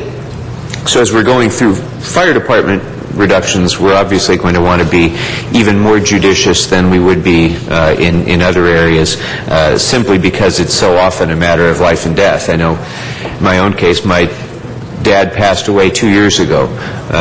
Had it not been for paramedics who responded to his heart attack, I would have lost him 2 years earlier. And so for me, that 1 minute of response time meant 2 more years of being able to spend with my dad. So a minute here and there, when we're talking about ambulance services, is about the most important thing we could be talking about. So as I'm looking at this and seeing great ideas for savings, great ideas for revenues, and this might be an efficiency that we might want to look at as well, but so might the staff assistants. And I think that I'd like to see them together considered as a package as quickly as we can. And I know Mr. Huizar mentioned bringing this back for further consideration with some of these other ideas at the same time. I think that's worth doing. And I want to cite just one specific sort of managerial example of this, if I might, Mr. President. Riverwood Ranch is in my district. This is an area that is completely isolated in Sunland Tujunga. There's one way in and one way out. And right now, that one way in is closed because of flooding. Now, the 24s are there, on site, taking care of those people in case there's an emergency. If we lose an ambulance at a fire station 24, it's a low response area, but those people, right now would be in significantly increased danger, I think, if we take an ambulance out of that area, because they are completely isolated. And as Mr. LaBonge said, this is not one of the areas that can count on other areas to help. They are totally an island surrounded by mountains and water. So those are the sorts of details, I think, that I would like to see fleshed out a little bit further, I think, for all of our districts that are affected. And I'd like to see this come back with a little further analysis and discussion so we can all kind of digest how that affects the people of our district. Thank you, Mr. Corrigan. Mr. Garcetti. Thank you, Chief. What we have before us, and I think what a lot of people are looking at, is the average number of responses a day. What we don't have is a breakdown of what percentage is in the day shift and the night shift. Can you anecdotally tell us, is that are 3/4 of these calls, is half, is 4/5 of them usually done? And then, because what then I could assess is, let's say if it's Fire Station 76 and it's 4.25, well, if on average it's 1 call in the nighttime shift, that's very different than if it's, 2 or 3. So do you have any breakout for that? The only thing I can tell you, Councilman, is that typically their runs are going to be primarily between 10 a.m. and 10 p.m. at night. Occasionally, they're going to go up, they will run today, 1, 2, 3 o'clock in the morning. They could potentially... Sure. It's not that they don't have nighttime ones. I understand that, and those are the ones that would be cut. But I think that's also important as we look at this, colleagues, because it's much more dramatic if you go, wow, okay, maybe 1.58, responses per day. That means less than 1 in that night shift. It could be that all the way at the last one, even the Fire Station 106, on average in that 10 p.m. to 10 a.m. shift, only has 1 or 2. I think that would be very instructive for us, because then what we're saying is we're saving half the money, but we're only losing 10% or 20% of that additional service that is there. So I'm curious to know what that piece is. It sounds, though, that the overwhelming majority is in that daytime shift, which is still there? Yes. And if you had even ballpark anecdotally, do you think it's 3/4 during the day? I would speculate probably more than 3/4. Chief Frazier told us a number, I think. Do we have that? Come on, Chief Frazier, come on forward. Come on up. I'll get you on microphone. Okay.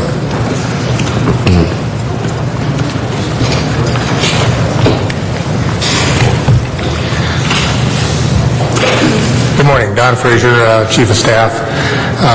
Anecdotally, yes, at least 60% of the calls fall from 9 in the morning until 10 at night. and then the other 40% in the evening. Some of the ambulances that we have selected here are selected, first of all, because of their call load, but secondly, because of the call load of neighboring rescue ambulances. In other words, we're looking at where we can reduce the intersections where both resources would be out at the same time. Okay. All right, thank you. Obviously, guys, cuts in revenue means cuts in service, means cuts in government, and we have prioritized public safety above all else in terms of fire and police having a lower cut than any other departments because of the values I think we share in here. Nobody wants to vote for this, but we do have to close this deficit. If we don't move on this every day, we don't move. I guess this blows up another $5 million we have to find elsewhere. Maybe that's another 50 positions we'll have to lay off. Maybe that's something else that we'll have to cut in libraries, a day a week or something. But I appreciate us all wanting to know, and I respect when folks want to know exactly what the impact is. I'm a council member. We need to be able to communicate that clearly with our constituents. Nevertheless, I think that we've given the CAO and our departments a charge. They had a budget that was a very difficult budget because it just gave a number and it didn't say how to do things this year, which is why we've all kind of been 11 months, 8 months, 6 months behind where we should have been. We should have been making these decisions before, and a budget should have articulated them before it was presented to us. That said, we are where we're at, and we do have to close this. Know that our inaction on this or some other recommendation means that we blow the deficit up further, and there are consequences with that. Thank you. Thank you, Mr. Garcetti. Mr. Garcetti, you finished? I guess he is. Ms. Hahn. Thank you. I agree. Nobody wants to vote for this. Everybody is committed to saving money and figuring out how you in the fire department can close this gap. But our commitment to our public on public safety, in my opinion, does not translate to 57 staff assistants monitoring an already, what I think was an ill-thought-out, conceived plan of the brownouts. So we've actually created this whole bureaucratic system where we've now got people who are monitoring what's kind of was in my mind kind of an already bad solution. I want to drill down a little bit more on these 57 staff assistants. I don't understand why it takes 19 people a day to monitor the brownout. It seems to me that work could be accomplished in the first hour of the day. You figure it out, you do it, and why aren't the chiefs doing that? To me, the chiefs, and I love my chiefs, and they got huge responsibilities. Well, we're basically talking about getting rid of ambulances that directly respond to people's emergencies. We're asking people to do more with less. We're asking for shared sacrifice. To me, it's the chief's responsibility to monitor the deployment and the staffing levels that go along with this brownout, this modified plan. Why can't the chiefs do that? Or can we hire civilians to do this, monitoring of the brownouts? Can they come in first couple hours of the day, figure out who's where, who's been hired, who's not, who are we making sure that we're not doing over? That seems to be a very, once someone gets trained in that, how long does that really take? And do you need 19 people a day, all day long, monitoring the brownouts? What else are they doing? I do know they drive the chiefs around. That's one of their duties. But really, if I had the choice between staff assistants driving the chiefs versus ambulances responding to emergencies, colleagues, in my mind, there's no comparison. There's no comparison, and it saves the same amount of money. So I'm going to support, not voting on this today because I want to get that information back. I want to know if we can save the same amount of money by redeploying these 19 staff assistants every day, then that's a decision I would rather make. And it's not that I'm being inactive, it's not that I'm stalling, it's not that I understand the severity of this, but really, I just don't think there's a comparison between folks monitoring a brownout and driving chiefs around to the ambulances being there, minutes count, saving lives, particularly when statistics are nice, but emergency response is all about emergencies and accidents and unplanned things and things you cannot predict.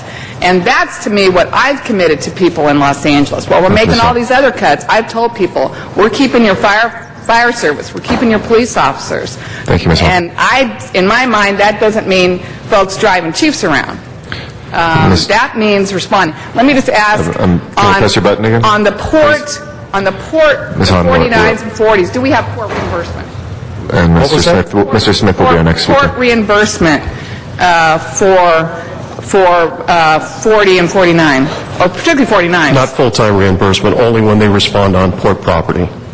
Okay, well, that needs to be factored into this. But it doesn't matter whether it's 849, 840, or Rescue 864. Whatever fire department resource responds onto port property, port pays for it. Okay, that needs to be factored into this, though. Mr. Smith. And to that point, Ms. Hahn, 112 is the main station at the port.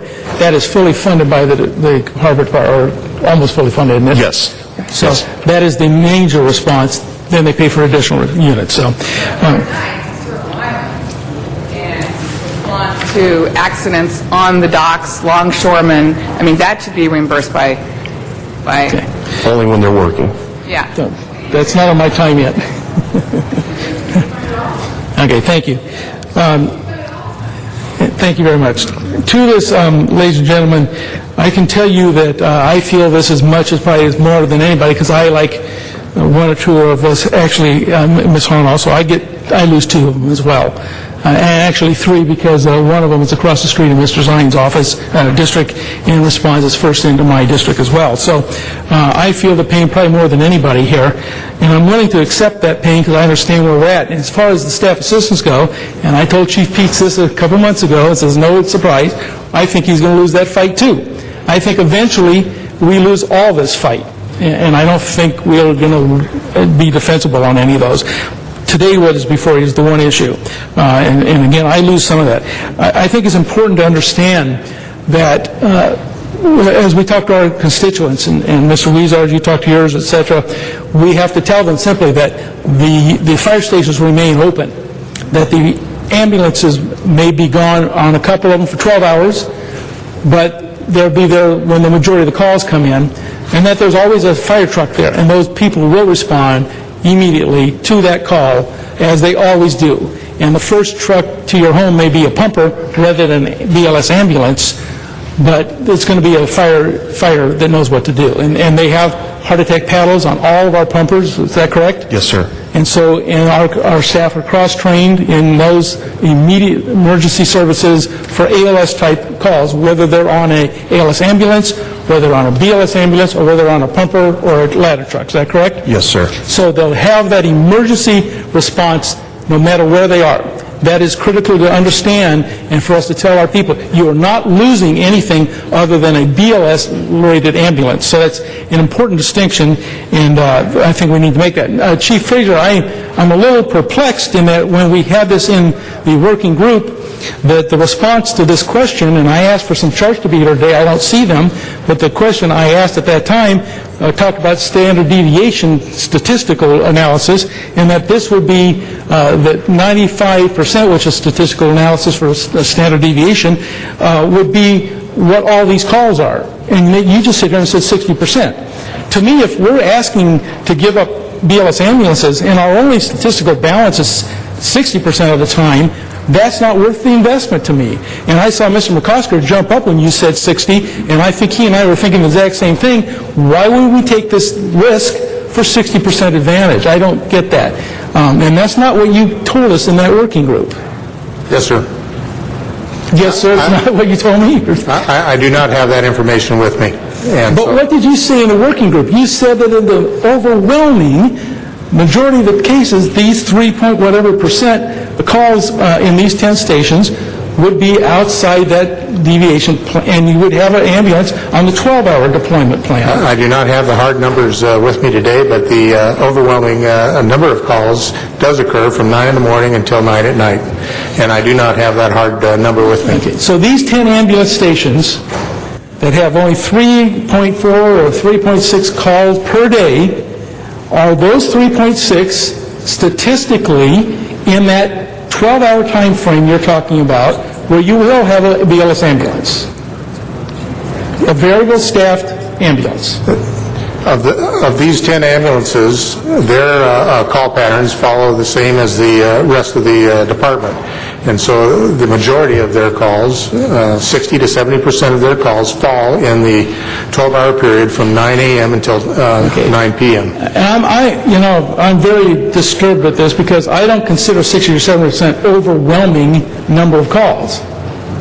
I'm underwhelmed with that answer, quite frankly. Chief? Councilman, if we can go back, scrub those numbers further and get back to you. I'd like to have a more accurate figure myself. If it's two-thirds, which is between 60 and 70% of the 36.12 average responses, we're talking about 12 calls in that shift period. Yeah. The trouble is the department can't answer that number. If that's correct. That's very troublesome if to that's me. correct. Because that was not as it was portrayed when it was presented. Councilman, I think we have to move forward on this. The question is, can we do it today based on the information? And I think the answer maybe is no. I want to have that really a firm number in my mind because I say I'm losing 3 stations. I lose more than anybody here. I lose more than any one of you sitting here. I'm willing to take that risk if I'm convinced that the numbers are accurate, and I'm not convinced at this point. So I'm willing to say to the department, if you'll bring that back to us in this week or a week's time. We can continue it till tomorrow if you'd like. I'm not here. Okay. Or Wednesday?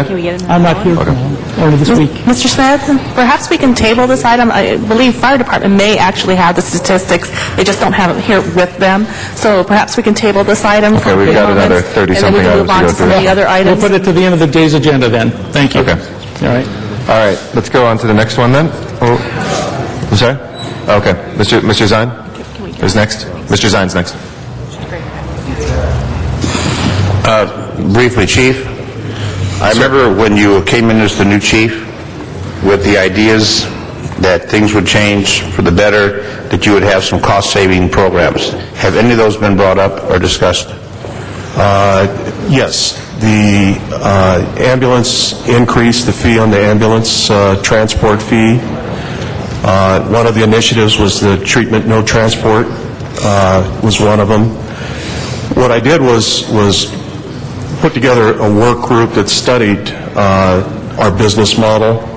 We came up with 31 initiatives to generate additional revenue. But I've got to be honest with you, my fire administrator and her staff, I'm working them day and night. And so we're bringing them, but we're going to bring them one at a time. Okay. Because of ERIP furloughs and everything else, we just don't have the personnel to get the work done. But you are moving forward on those? Absolutely. Okay, thank you. Right. Mr. Labange, Mr. Reza, Mr. Reyes, and Ms. Hahn. Members, I passed this out because I requested for the fire department what it actually costs, because in my community meetings that we're all having, it's good to articulate that the people say, this investment that is there. The one thing I wanted to say, I will stand, and I would like to say, Ms. Hahn, you asked for an explanation on staff assistance, and there's a variety of things that they do. The chief will come back later and articulate that. But I also believe the public doesn't know enough about what we do. We have a value that between every mile and a half is an engine or a resource from everybody's home, basically, and trying to work out throughout the city, 105. I wish, Madam CLA, that there used to be a desk over there where there was a city engineer. Any engineering probably would ask him that question, he'd get it. I wish there was a new desk, because there's a new century technology, a desk of information, so we could go up on that screen and statistically show that. So you could show what you have over there, the spread of the fire stations, statistical analysis. I do believe that it's important to look at statistics, and it is a gamble that we do every day here, but statistics will help guide us through this troubled time so we could put our resources in the right way. So as we are not going to vote on this today, I would hope you could have some statistical presentation that would tell us. And I used to see the calls, what's the busiest RA in the city, Chief? And maybe... Probably Rescue 46 at Vernon and Hoover. In the central part of South Los Angeles. Right, either them or 64s at 108th and Main. And Watts, where Vinny works. Right. Right. So all these statistics are very important to us because everybody needs the service, but some need it more. And because there's other challenges, and that's what a city's about, serving its people. But at the same time, you want to make sure, Mr. Smith says he's losing 3 resources, that guarantee that is not going to take away the basic service that we provide to people. So I'm going to sit down, I thank you, but you're going to come back, and I hope it would be helpful to have statistical information. What's the busiest truck company in the city? Probably Truck 9. And what's the busiest engine? Probably Engine 46 or Engine 64. Okay, thank you. Mr. Reesar. Thank you. Colleagues, I'd like to motion that we continue this portion of this report till next Tuesday. That's about a week from now. I think that'll give us some time to bring back the information on the staffing, as Ms. Hahn was suggesting. I need to go back to my community and host a community meeting as we promised, and bring back some questions that were raised by Mr. Ricorian and others. Today, not moving on this is not really an action. What's been proposed to us is a 3-month savings for this year of $3.5 million. We're 4 months away. So we still have a month to, and I'm not saying we should take up the whole month, I'm just asking for a week. But we still have a month to deliberate this before we actually put it in effect April 1st, which would give us a 3-month saving, April, May, and June. So today's action, not moving on this item today, is not inaction. We're just going to take another week to be thoughtful and deliberative about how we move forward, get the additional information that we need. I too want to echo Mr. Krikorian's words on this task force and thank the task force and Mr. Smith. I think it's a well-put report that gives us possibilities for long-term revenues, what are some immediate things we could do now for this year's budget and for next year's budget. It's a well-written document, but through part of that process, we all have to discuss it. This is part of it. We're asking for more information. It's not going to take away from the $3.5 million savings if we move in that direction. So this week will not put us in jeopardy from any savings we need to make. So I ask that for a second, if we could move this, second? Hold this item until next Tuesday. Mr. Reyes. A week from tomorrow, yes. Yeah. Mr. Reyes. So you want to bring and this together as one item? Is that what you're saying? And that would be next Tuesday? To be offensive, but I think you should look at, you have 3 divisions, maybe cut 1 division, Chief. I think that's different than a point of information. That's a policy suggestion, but once you press it back... Policy suggestion, I violated it, but I think we should look at that to try to share the pain, both the firefighters in the House and the Chief. Mr. Reyes. I'll pass. 1 gold star for Mr. Reyes. Ms. Hahn. Good, and I appreciate Mr. Weezer saying this. We're not in action here. We're actually looking at this thoughtfully. And what we need back in a week is a very detailed plan or an explanation of what this is going to mean in terms of service to the public. But on the staff assistance, Chief, really need you to come back with current duties, but more importantly, if we were to redeploy those 57, we would have the same effect. And what would you come up with as a plan to, make sure that their duties have been taken care of? And that's what I want to see. Does the Chief now do it? Does OCD do the modified plan every day? I mean, are there ways that we can actually still accomplish that and redeploy those folks, save that, get the savings, and keep the ambulances full-time in service? That's what I want to see. Right. Mr. Rosendahl. Thank you, Mr. President. And I just think in conclusion, what we're basically saying is safety, safety, safety. Constituent services of safety is number one. Most constituents watching this just think that their regular tax bill they pay covers absolutely everything to do with fire. And it did. It surely did, and we've been very grateful for that over the years. Right. But we've hit a point where we cannot continue the level of service. And the question is, what do we lessen? Nothing to do with safety should we ever even think about lessening. Now, if this assistant who drives the car can be multitasking and do 2 or 3 other things that are, in your sensing, safety related, great. But if it's getting rid of a position that is a direct safety connection, we can't support it unless you explain that it really isn't or whatever. So the challenge is really to you to help us with this. If I can say, Please. Having been a battalion chief for 17 years, right, and having had a staff assistant, and having had a staff assistant the day that Brent Leverin, when I pulled up on scene and watched Brent die, literally, and having a staff assistant there to assist me in managing that incident, originally I was told that I had 3 firefighters down in traumatic full arrest. It went to 4 firefighters down in traumatic full arrest. And unfortunately, it only ended up, Brent was my only fatality.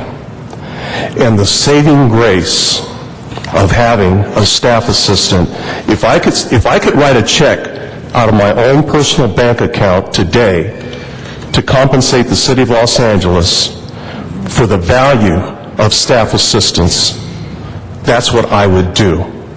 Firefighter safety, public safety is number one. Firefighters put their bones on the line every day, and I've got to tell you, I'll write the check. I'll write it.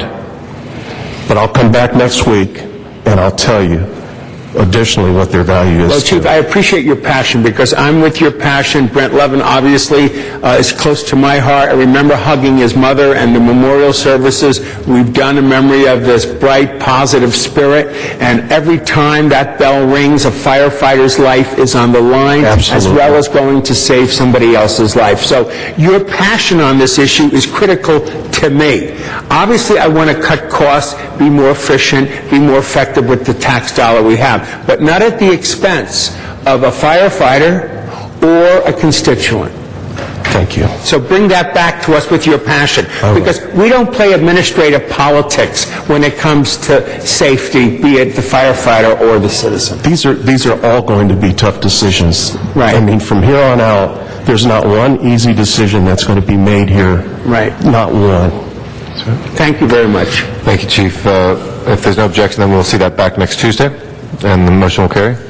Ms. Hunt, did you? And I appreciate that. I appreciate what you're saying. But in your report back, of course, you're going to have to add in the modified plan in terms of if that was the backup ambulance to back up the ambulance, then what happens? I think that's what we're going to need to see to make this decision. Also, just to remind everybody, you're talking about writing your own check. Let's not forget that Sacramento took $120 million from us, and that money, if we had that back, we would not be having this discussion right now. We've got to figure out how we can keep our dollars, because we are the ones responsible for delivering the services. Our firefighters, our police officers, picking up people's trash, opening the parks, libraries. That's our job. So just to let everybody know, if you want to get mad at somebody, get mad at Sacramento, because they actually came in and stole that money from us. Thank you, Mr. Smith. Then without objection, we'll have that back. We'll go to the next item. Yeah, so just for clarification, that will be a report back on the modified ambulance plan as well as the staff assistant plan. That will be back on Tuesday. And Mr. President, if you can make it a light schedule, because that'll be a heavily debated Absolutely, day. folks. That's going to be a long conversation. So. And I would add to that, in the discussion that Ms. Hahn brought up, if we could explore with the Harbor Department, if they would be willing to pay for the BLS ambulance that services the harbor area, as well as the ALS that is currently at 112s. So we should have that discussion with them, I think. With that, we'll move on. The second item under the sworn hiring was number 2, which deals simply with the postponing of 2 recruit training classes for 2010-11. The savings for that, I think we're already going to discuss, obviously, in the budget process, but it's been identified as an option, and I would just refer that as part of the budget discussion to Mr. Park Committee. It's already going to be discussed anyway. So, then down to civilianization, there's 2 items here. I identified as 10-11, the next 2 items, and if you would briefly go over, because these are really report backs, so you're going to be reporting back to us for the discussions. If you just give us a brief overview, and to Mr. Alarcon, these are not done deals. These are just reporting where they're at. They're going to come back with full reports later on these 2, but if you would just brief us on those items.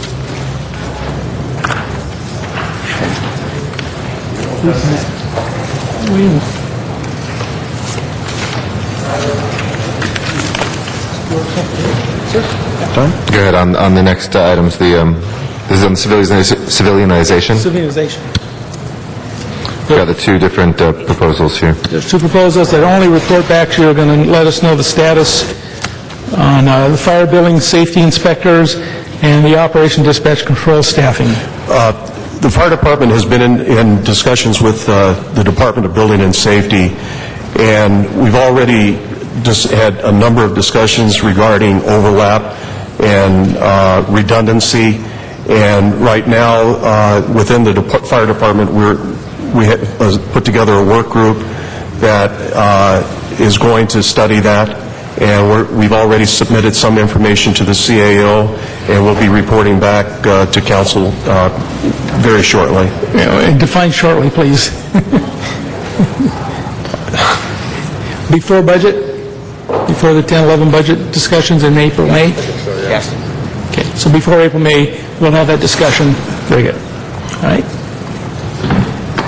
Also, we're having preliminary discussions to explore various alternative staffing plans for our dispatch center, and they're very preliminary at this point.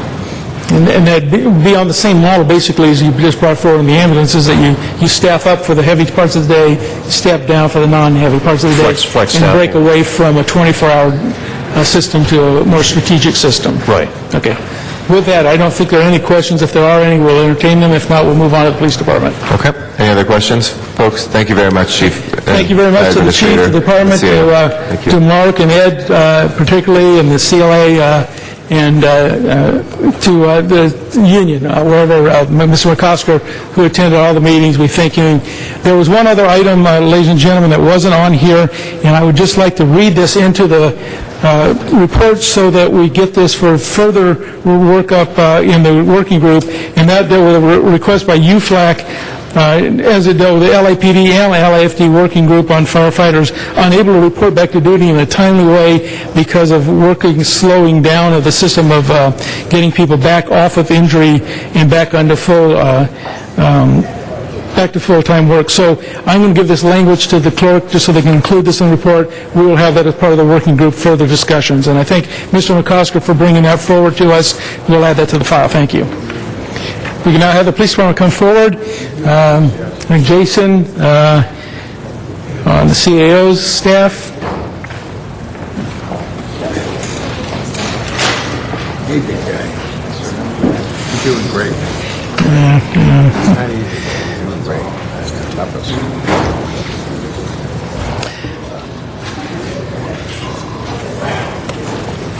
Greg, do you still want Dawn to bring back that other report from No, LAFD? no, it's Tuesday. A week from now. I think I want to give very special thanks also to Jason, who's joining us from the CAO's office, for their work with the department. The chiefs are here, and Mr. Chaliff, who has done a tremendous job in trying to identify issues that the department is spending money on that could be saved. ideas that have been brought forward by the police department to make cuts in this year's budget as well as next year's budget, and the number of proposals we're going to talk about here today as it goes forward. I would point out that Mr. Chaliff is already working on an estimated $45 million that he's reporting to the Budget Committee for next year's budget, a tremendous amount of savings that they're bringing forward, and he is scrubbing virtually every dollar the department spends in every bureau, in every corner of the department, and I appreciate that work. The first discussion we had dealt with what I listed here under insured on duty IOD work restrictions. That would be items 12, 13, 14. They're also tied to two later on, so I think we'll hold that portion of the report and come back to it, because when we get down to 36, 7, and 8, they're very similar in nature. So let's move on first then to revenue enhancements. The first revenue enhancement deals with the charging market rate for training classes. I know Chief McCarthy's been working on this, and if you report to council what your findings are and what your proposal is. Currently, we're looking at classes that have been certified by Post, and they've given us recommendations in the past on how much we can charge per student. And we realize that the Post has not updated their website on this, and so we are working closely with them right now. But there are several classes that we've identified that we are working on. Several of our firearms courses, our SWAT, a basic course, our crisis negotiation course, our tactics courses, and our arrest and control. All of those courses have been approved through the Post, which is California Peace Officer Standards on Training, and they are working closely with us right now to update what the fair market value is to charge per student. Those are also the courses that we consistently get requests for people outside of the city of Los Angeles to attend. So we're hoping to have that, the amounts that we will be able to charge, which they consider fair market value, we hope to have that updated by April. Very good.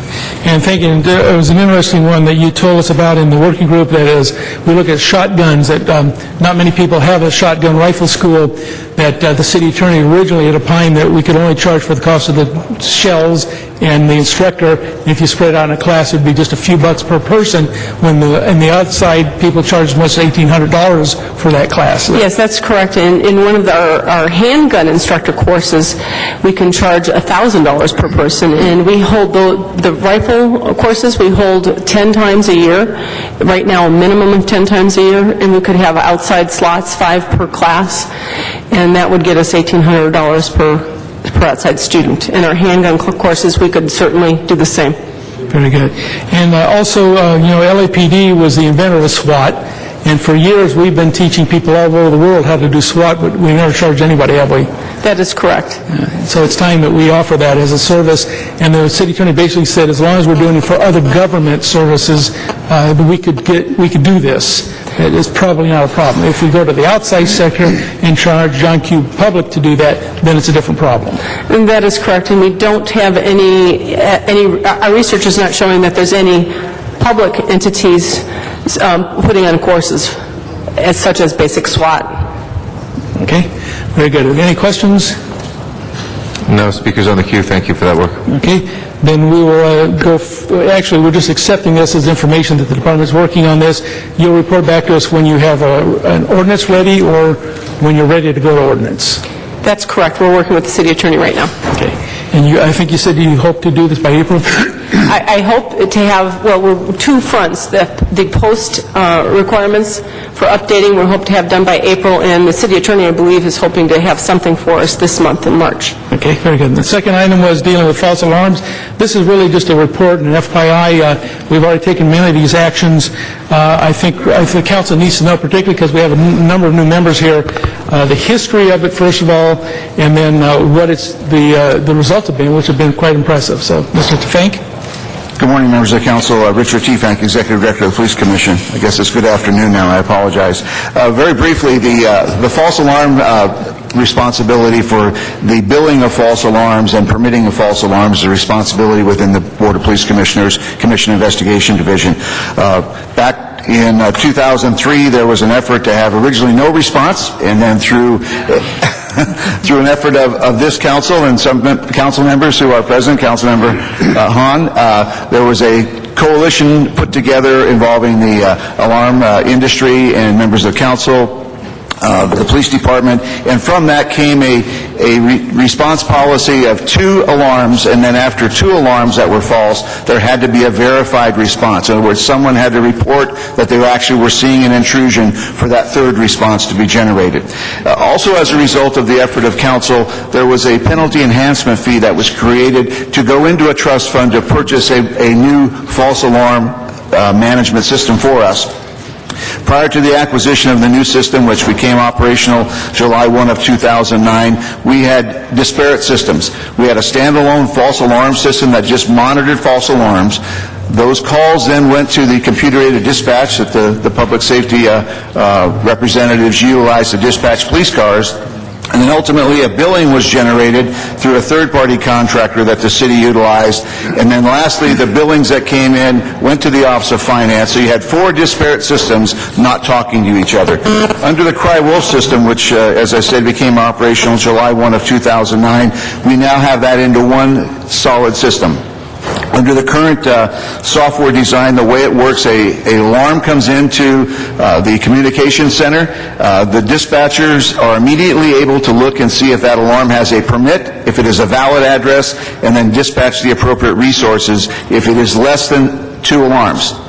So in other words, if it would be the 3rd alarm, there would be what is called a broadcast and file. They would dispatch the information over the radio. If a police officer acknowledged that and responded, there would be a billing. But if they did not respond, there would be no billing for that call. So what we have seen through the purposes of utilizing Cry-Wolf is a lessening of responses to false alarm calls because they are better able to manage our resources.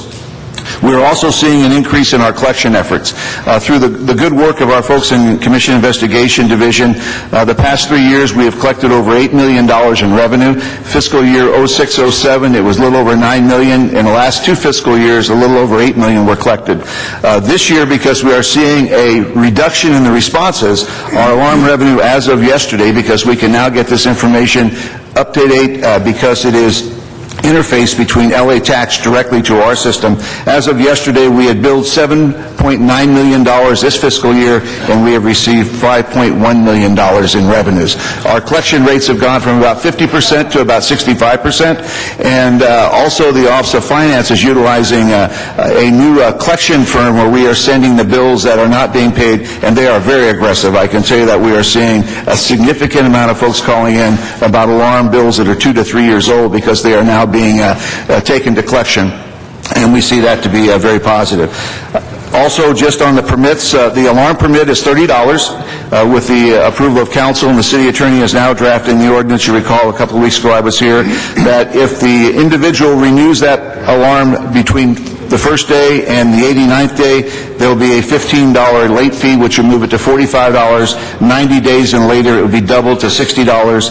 Our false alarm fine schedule, we are in the process of reviewing that now. We do expect a slight increase, but I do not know that increase. We are working on the cap rate and also the hours and time that it takes for our civilian staff. Currently, first alarm with a permit is $136. Without a permit, it's $236. Second alarm with a permit, $186. And without a permit is $336.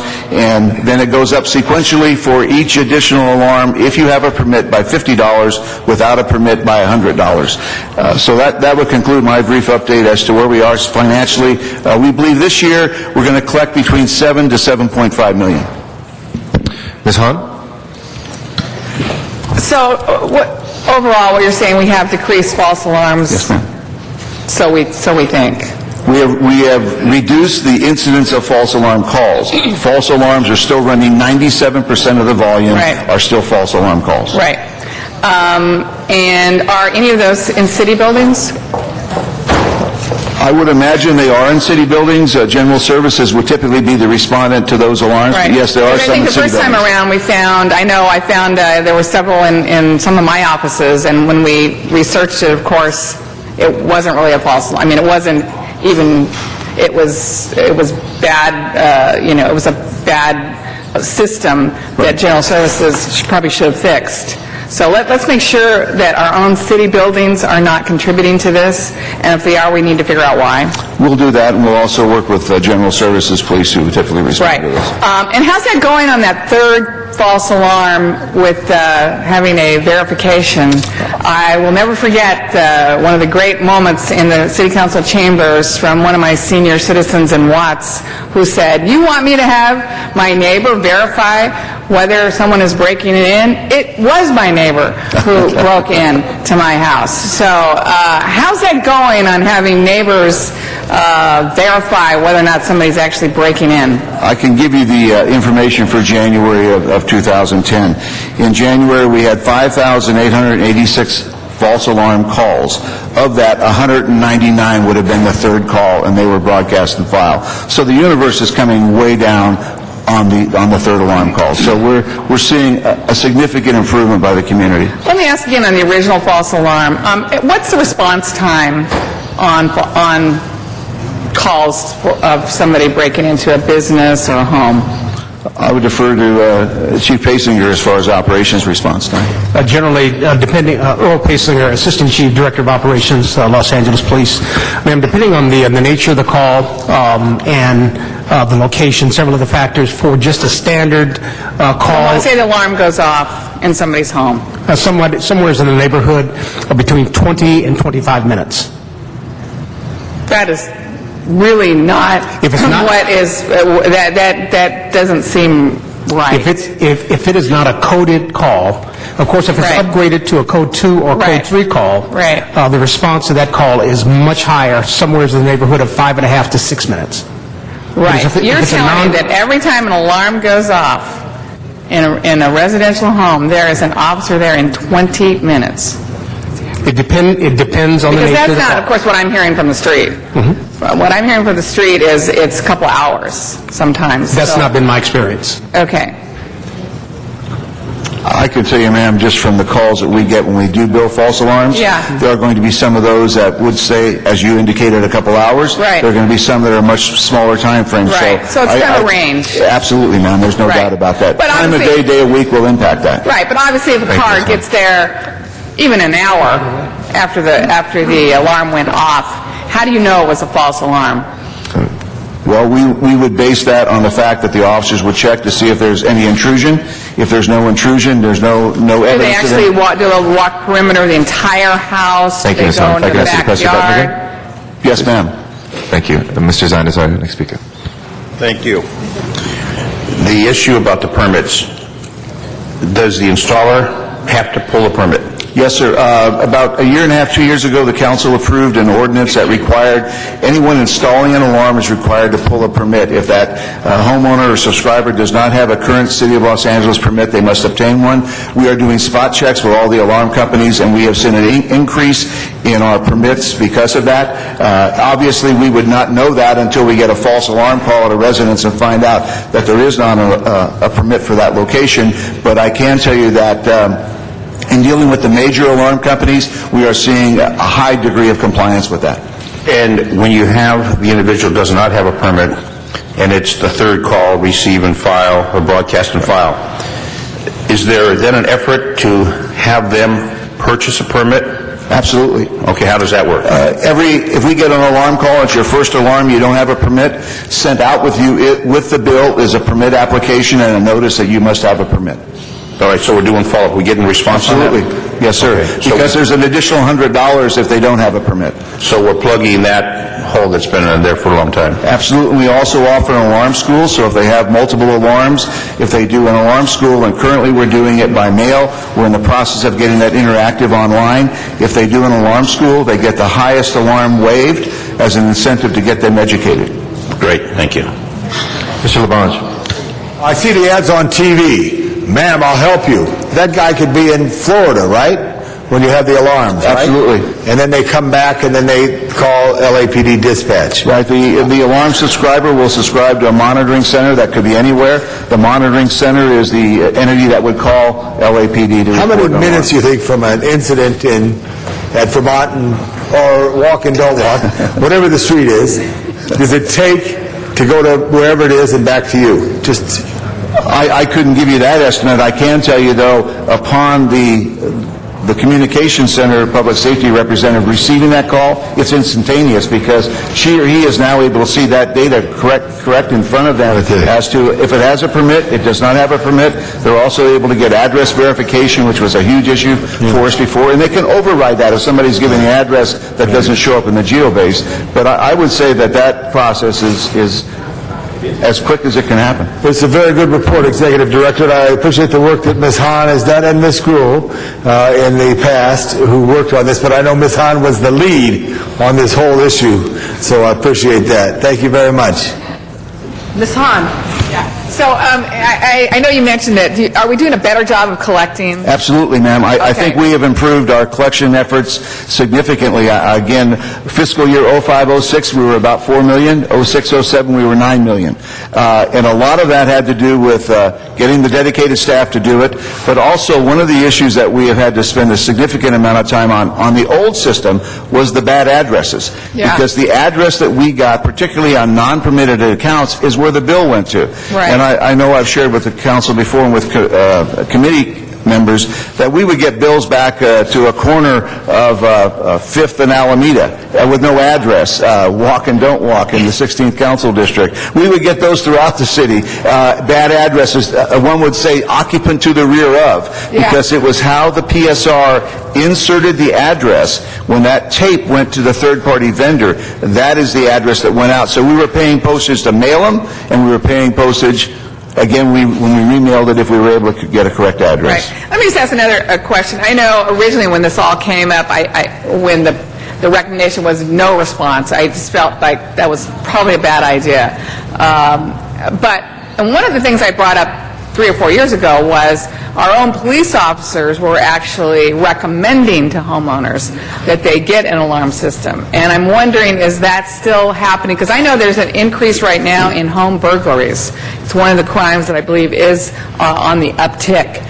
Is this something that our officers are regularly, our senior lead officers are with the neighborhood watch groups, are we actually recommending that when we talk to homeowners that this is a good idea? I could tell you, based on the increase that we're seeing in permitted alarms, one of two things is happening. People are getting the permits because they're having false alarms. They don't have an alarm permit. They're purchasing a permit, or they are new alarms. And the vast majority of our permits are for new alarms. So I don't know what the officers are saying, but I do know what we're seeing statistically. Yeah. Do you know? That's actually a pretty accurate representation. And as you know, with 3+1s throughout the city and working with neighborhood councils, neighborhood watch, clergy councils, our community police advisory boards, all of our neighborhood partners, that's a lot of times on the top of the agenda in terms of public safety, homeowner safety, community safety. Right. Particularly those residences that can afford not only the alarms, but the other technology that's assigned to it, sometimes cameras.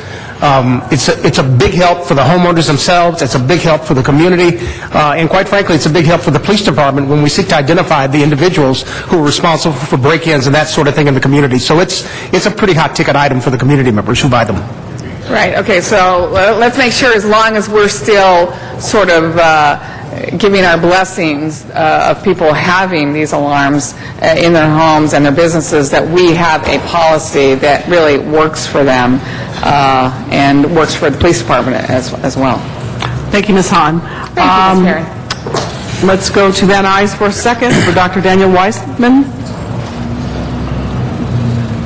Go to Van Nuys, see if Dr. Weissman is still there.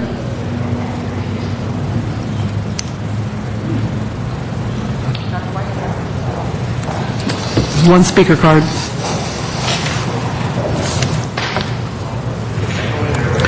All right, there's no one in Van Nuys right now, so Mr. Smith, to close. Yes, thank you very much. And I think it was a good discussion today. I want the council to know that their actions a year and a half ago, 2 years ago, is actually doing some real good numbers in producing some revenue, but also lowering the impact of false alarms on the department. And I can tell you, I had a little door that goes from my garage from my cleaning washroom area, which we forget to lock frequently, but it had an alarm on it. And when the wind would blow out in the valley, which it does, that would open up once in a while, and we got a false alarm. When I got that first bill, we're never going to have a false alarm again, I can tell you. We lock that son of a gun every day. So there's been an additional item that's not on the agenda, which I wanted to bring forward because it happened in the recent couple of days, and I think it's a great success. And Mr. Fink, maybe you could give us a brief update on the OPG negotiation, which you just had, which would put some more money into the general fund. Yes, Councilman. The Police Commission, as the council knows, is the administrator of the official police garage contracts. We have 18 contractors that deliver services to the geographic areas. Over the past year or so, in discussions with the OPG Association, it became clear to me that we needed to do a better job as the contract administrator to try and get a reduced rate for the city on vehicles that, quite frankly, are called mistakes, where an officer tows a vehicle, has a vehicle stored, and there's no probable cause, and then we in the past would have to pay the tow company the 100% back of that towing bill along with the storage. Also on evidence holds by detectives, we would have to pay the OPGs for those. Over the past several years, those generally generated about $250,000 that we had to pay the OPGs. As a result of discussions with the OPGs, we have come about with an arrangement where they have voluntarily agreed to, for non-probable cause towings or mistake towings by officers, that we will have those at a 50% rate.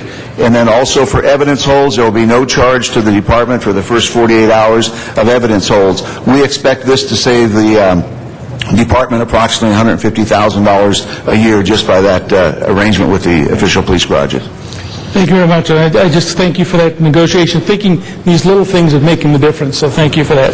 Let's move on to then the outsourcing discussions. First was on the background checks, the personnel department.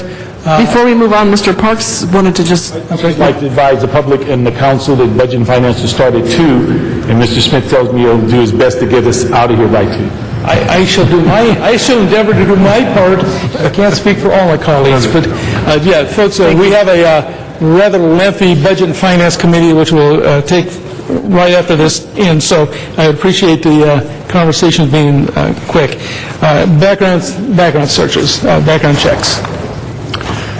One of the areas, Jerry Taylor of Los Angeles Police Department, one of the areas we discussed was the outsourcing of background checks, at least the initial part, where it's primarily done by computers now with checking databases to see who would be at least initially eligible or ineligible, and then whoever is doing the background checks could go further to do the in-field investigation. And I think there's still some discussion of that. The Personnel Department has stated that some of their experiences in the past were less than satisfactory, and they use some at the present time and have submitted, I believe, to the CAO some deployment figures. So at that point, that's where we are right now. And if there's no questions on that, that's just a report, information. Okay, the second item was records and reports. There had been discussion, I know Mr.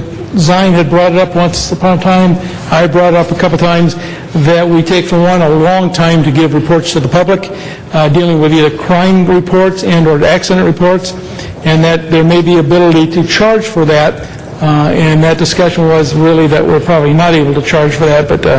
well, we can charge some things, but not anything that really recovers the cost. So the issue is whether we would adopt a business practice as major law firms and major corporations are adopting, which is to outsource that function.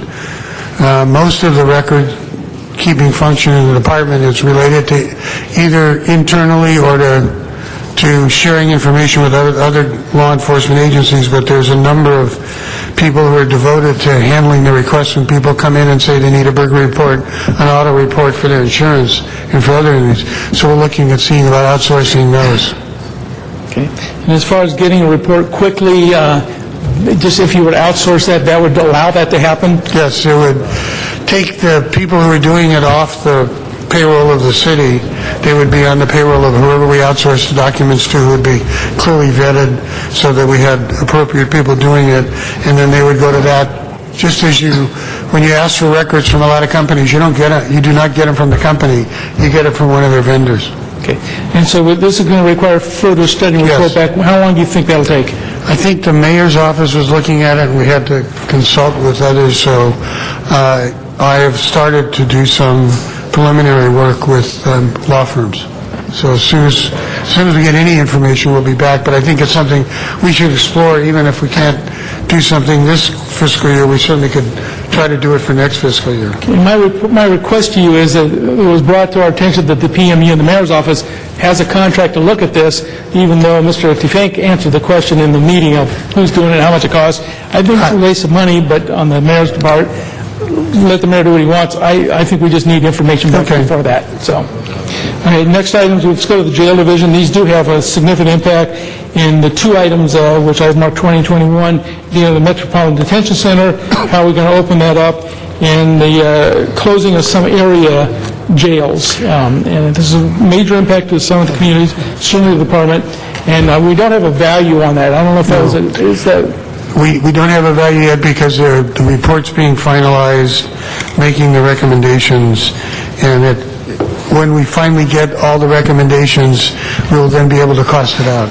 And then there's another issue about we've been losing detention officers through early retirement and attrition, and so the question is replacing some of them, whether it's with outside people or whether it's city employees being transferred within the city. So those, and I think the report's almost finalized, and we should have something in the next couple of weeks. One thing I think you want to report, though, Chief, is there was discussion at this council a few weeks ago dealing with the federal's interest in hiring out jail space, essentially, and the answer to that is it just doesn't work. It doesn't work for two reasons. One, in some cases, they want more capacity than we have, and two, they don't want to pay us enough to make it worth our while. It would cost us more to do that than we'd recover. Yeah. So, and then what is the opening date that we have to open the new detention center? We have to be out of where we are presently at Parker Center by January of 2012. So that is a deadline date that we must meet. Yes. So we'll have these reports back in time to budget for them and plan for them, hire as we will need to hire those civilian jailers. We will have it figured into the next year's budget, next fiscal year's budget, both in what we need to capacity we need, and then if there's a hiring plan, what the hiring plan would be. Okay.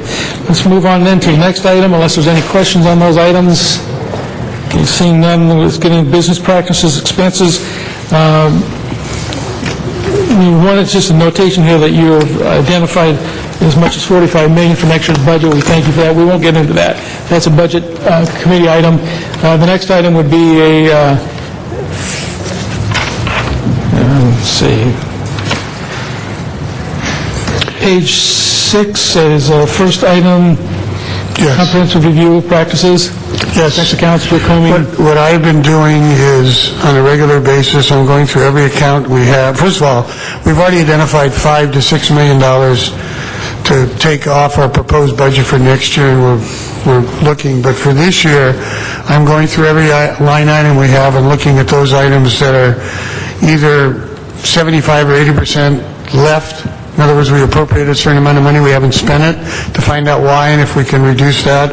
And also looking at those items where we've spent either up to 100% or even in some cases more because they were under budgeted, to see where we can make some more savings. And I'm doing that on a regular basis. We thank you for that. Next one has a little more information, and that is the frequency of firearm qualifications. Chief, I know you've been working on that, and there's a dollar value here. Yes, there's one minor correction here where it says that we were going to do handgun qualification 3 times. That is 4 times. We used to do it 6. But with doing the handgun qualification only 4 times a year, shotgun only once, previously twice a year, we have a cost savings of approximately $175,000 in ammunition. And what we've done is we're utilizing, and we've worked closely with our instructors. When they do their live fire perishable skills training, we're allowing that to count for qualification because they're using standardized lesson plans that will incorporate all of that. And so we're not losing anything in terms of the training. and the opportunities the officers have to fire their weapons. And if an officer has need, they can always go to the academy and shoot. Yeah, absolutely, they can, and this does not impact the bonus. That's one of the questions that several people have. The bonus opportunities to go shoot the bonus qualification will continue as is, because that has always been, the officers come and they pay for their own rounds at that time. Very good. Any questions on that? Yes, sir.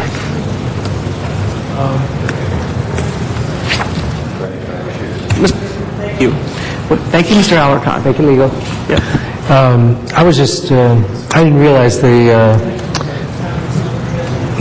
use of firearms for qualifications was so intense. And I was just wondering, does this affect performance?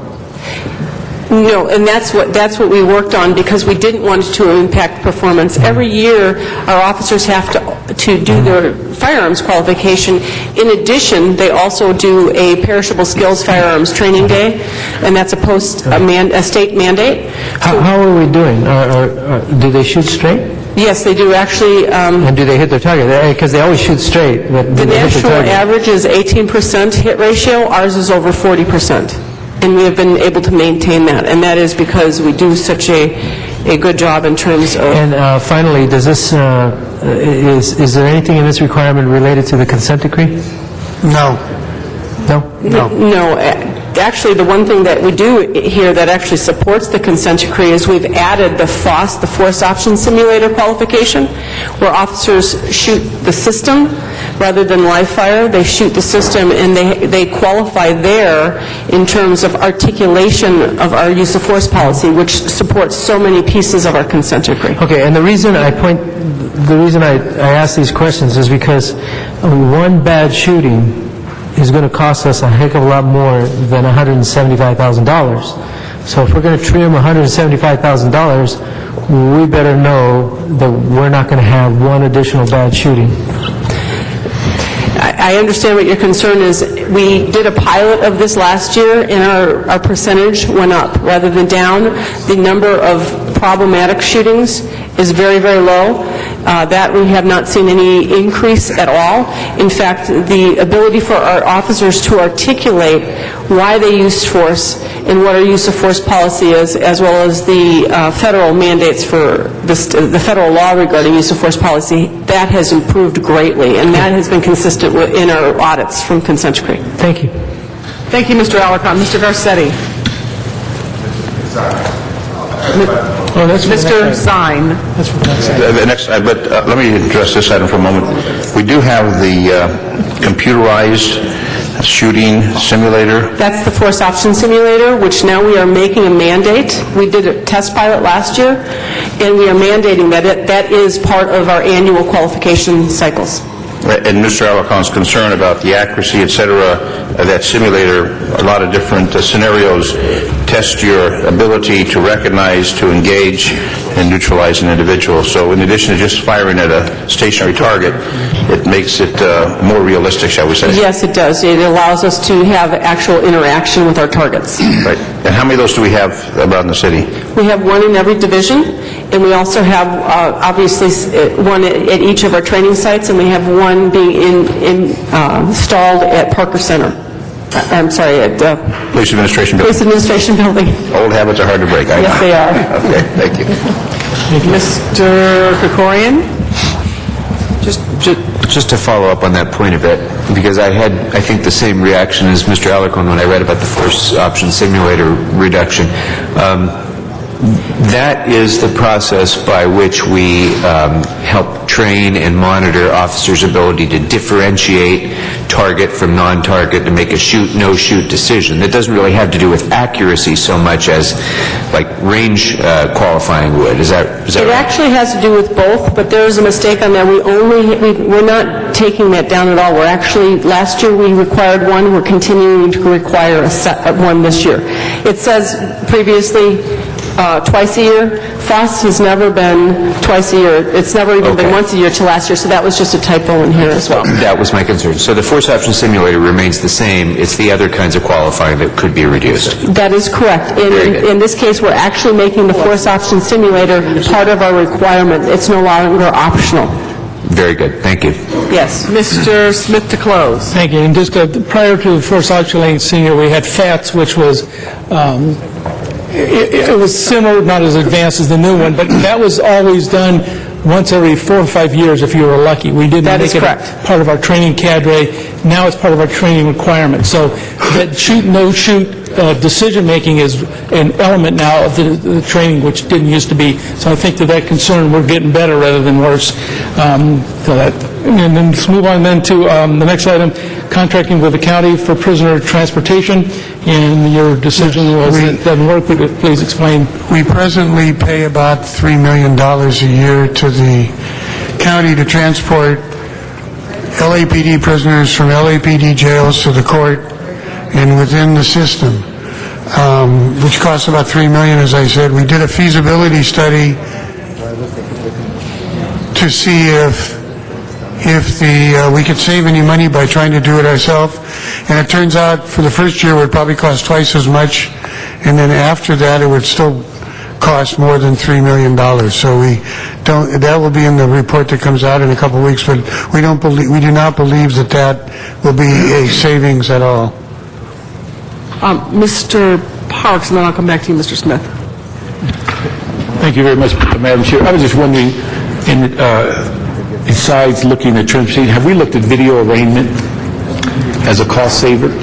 I think that's something the court system, we will discuss with the court system. I can't hear you. That's something that has to be done through the court system, but I think we'll discuss with the sir. I think they're already doing it down at where Boucher Street is. What I was wondering is if we could do it in conjunction with the sheriffs, whether it would save us money from their transportation, because then we could release from our jail and a variety of other things. So I'm just wondering if we talked with this county about it. It's an interesting question, Councilmember Parks. That's actually one of the discussions that I've had most recently with representatives from the DA's office.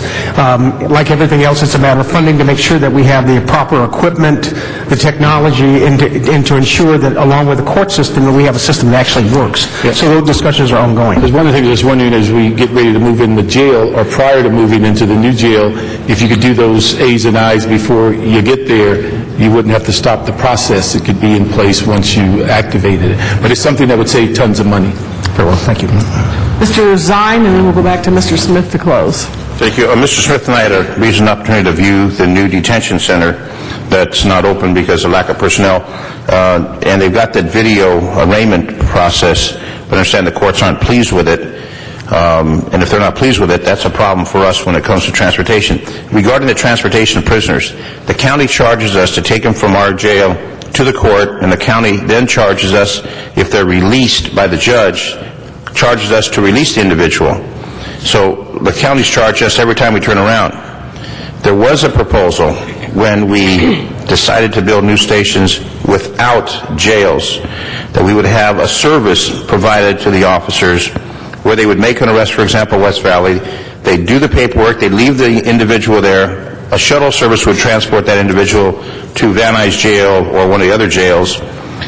If that could be incorporated to keep additional units on the street, not bog them down to transport your closing Harbor Jail, transport to 77th or other places, coordinate that and eliminate that $3 million that we're paying to the county. What about that process since we're not going to expand the department any more than we are, to consolidate, to have that transportation service provided, to remedy the situation of officers spending a lot of time at a jail, waiting to get booked, to book an individual at another division, and or the situation with the sheriffs for the $3 million. And what are we paying for the release after the court releases the individual? I don't have the report in front of me, so I don't know if that's in there. I know what we pay for booking and transportation and food. The point is, not all of that $3 million is in the situation you described. Some of it is transporting them over to the county jail where they'll stay permanently after arraignment. The part about the shuttle service, that would require us to buy buses and then ultimately either put sworn officers on those buses or at some point have sworn detention officers, armed detention officers, which we don't have. So that's something we were looking at too in the same report about But when those how much it would stations were cost. built, the stations that were built with the understanding, the commitment that there would be a shuttle service, and that's why there weren't jails put in those stations that they built out in the community. And there was the policy that was going to consolidate jail operations and have a shuttle service, because we have officers tied up for many hours that are booking people, and if you check back in the record, that was what was agreed upon between the council and the department, and that never materialized. Let me check into that again, and I'll see if that portion, if there's a way to do that portion, if it's something that obviously the department committed to, we should do it. Because you've got Topanga, no jail, you've got West Valley, no jail, you've got North Hollywood, no jail, you've got a lot of stations with no jail, and those folks that go for an arrest, those officers have to spend time, transportation, back to their division, and it takes the field time away, in addition to what we're spending the county sheriff to transport people around. Thank you, Mr. Zine. Mr. Smith. Okay, thank you. If there's no other questions on those items, we'll go forward to the next item dealing with and this is just an FYI, and I commend the chief. He has already moved 119 positions from specialized or administrative duties off desk jobs, put them back in the geographic divisions, and you're planning another approximately 200. Is that what you're working on at this time? So that'll bring up over 300 people taken out of buildings and put back in patrol cars, and I just want to commend the chief on that. That's a great move. I think we all would support that. If there's no questions on that, let's move on. Mr. Parks, the next item is... Change in vehicles because of the moves. You need what? Change in vehicles. Oh, okay. Is there a report you can make to us on what it will do to the vehicle fleets as far as needs and additional wear and tear on the fleet? The additional wear and tear on the fleet it has been taken into consideration when Mr. Chaliff and I were working on the budget for next year. We currently have enough fleet to get us through next year without ordering any additionals, and we are paying very close attention to that because our concern is as we start putting higher numbers of miles on the fleet that we're going to be looking at it. But we are comfortable that we are okay for next fiscal year. The following year is when we will have to add fleet. But we do have it because there were many black and whites that were being utilized for some of the specialized entities that are being pushed out with the officers that are going to the divisions. Take-home cars, any reduction in those?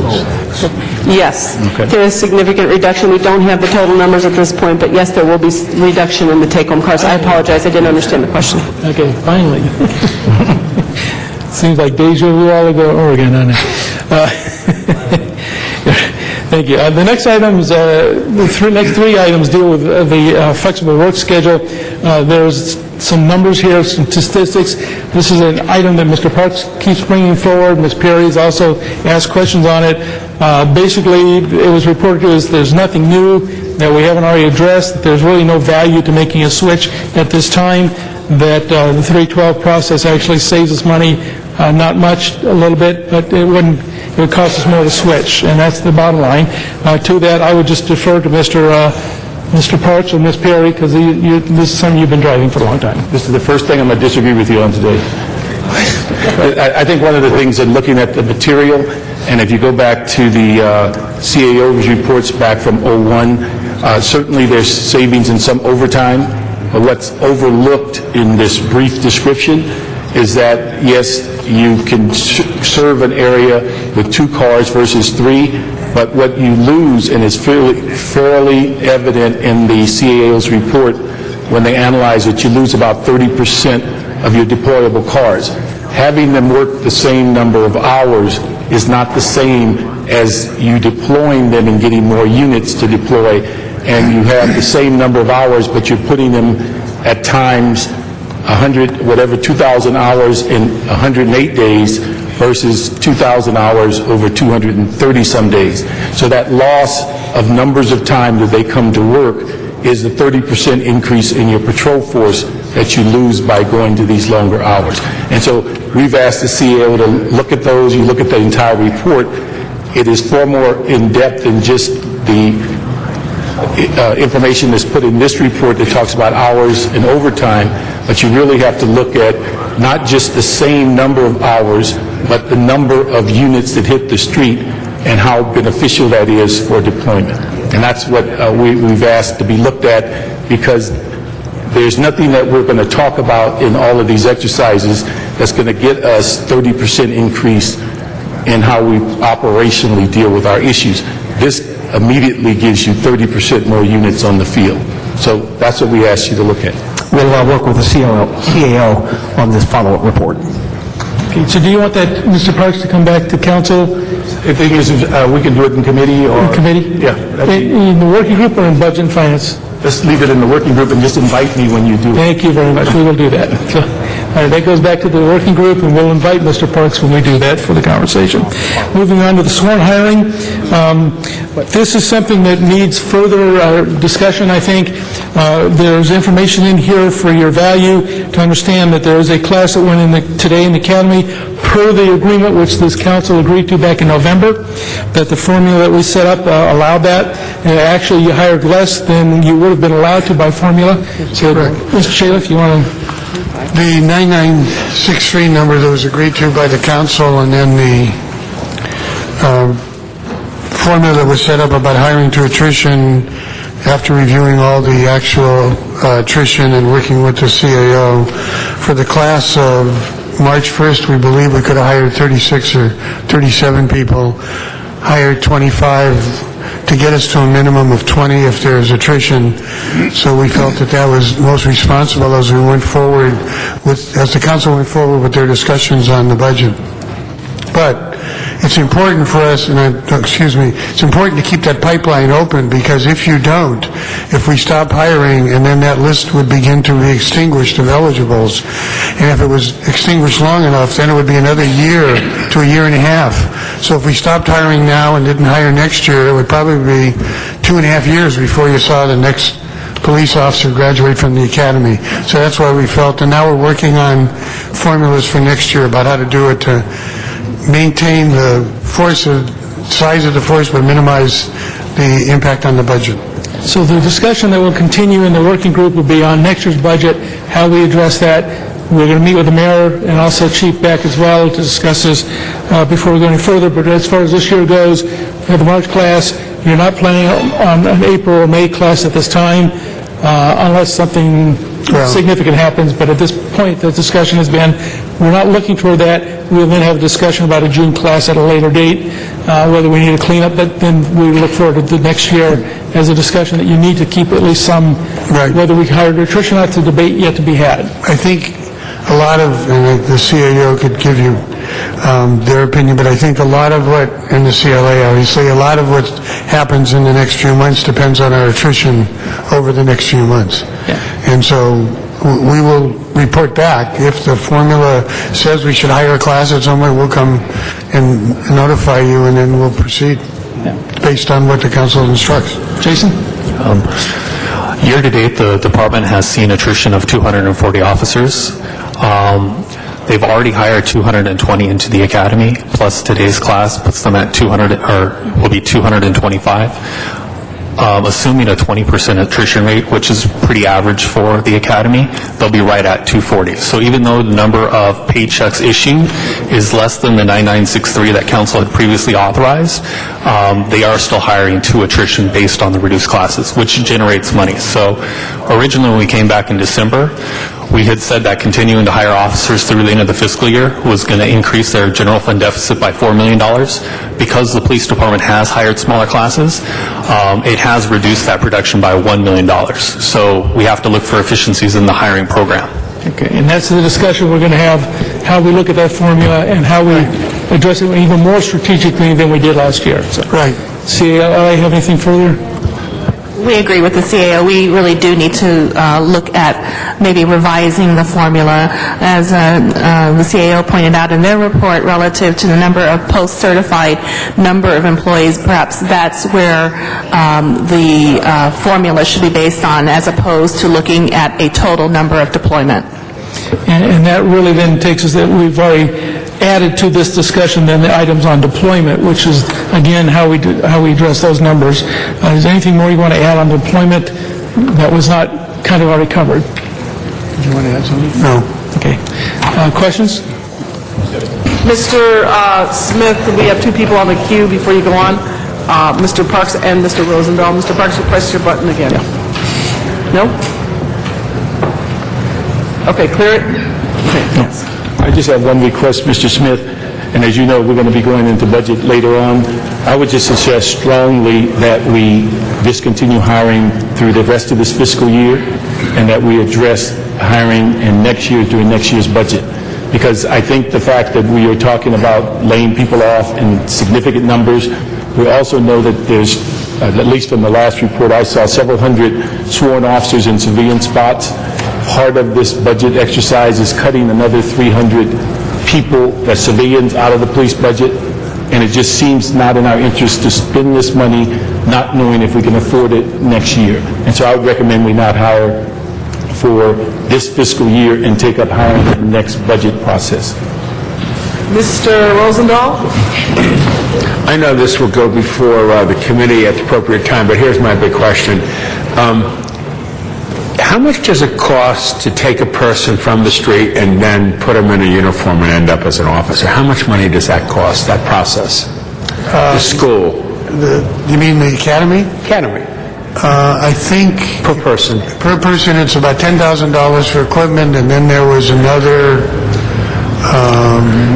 well, hold on, I think I actually have some numbers here. It used to be $100,000. There's another about $3.5 million total when you get done with all the training and equipment and all the ammunition and the other things we have to do. So it's about $3.5 million per student? That's total. That's total. Class. No. Yeah, it's about $125,000 roughly per person. $125,000 per person. Okay, because here's what I'd like to suggest. $3.5 million. I'm not going where Mr. Parks is going at this point at all. We are hiring the way we are right now. We have a process in place, but we will discuss it, obviously, as we look at 2010, 2011. Have we looked at the fact that we have a great academy and do outreach to other policing groups for their folks to be candidates so we don't have to shut down the door at any point? We can keep it going, but have other, for instance, I know the airport police are down-staffed a little bit. They have LAWA money. It's different. The harbor might have that. But other,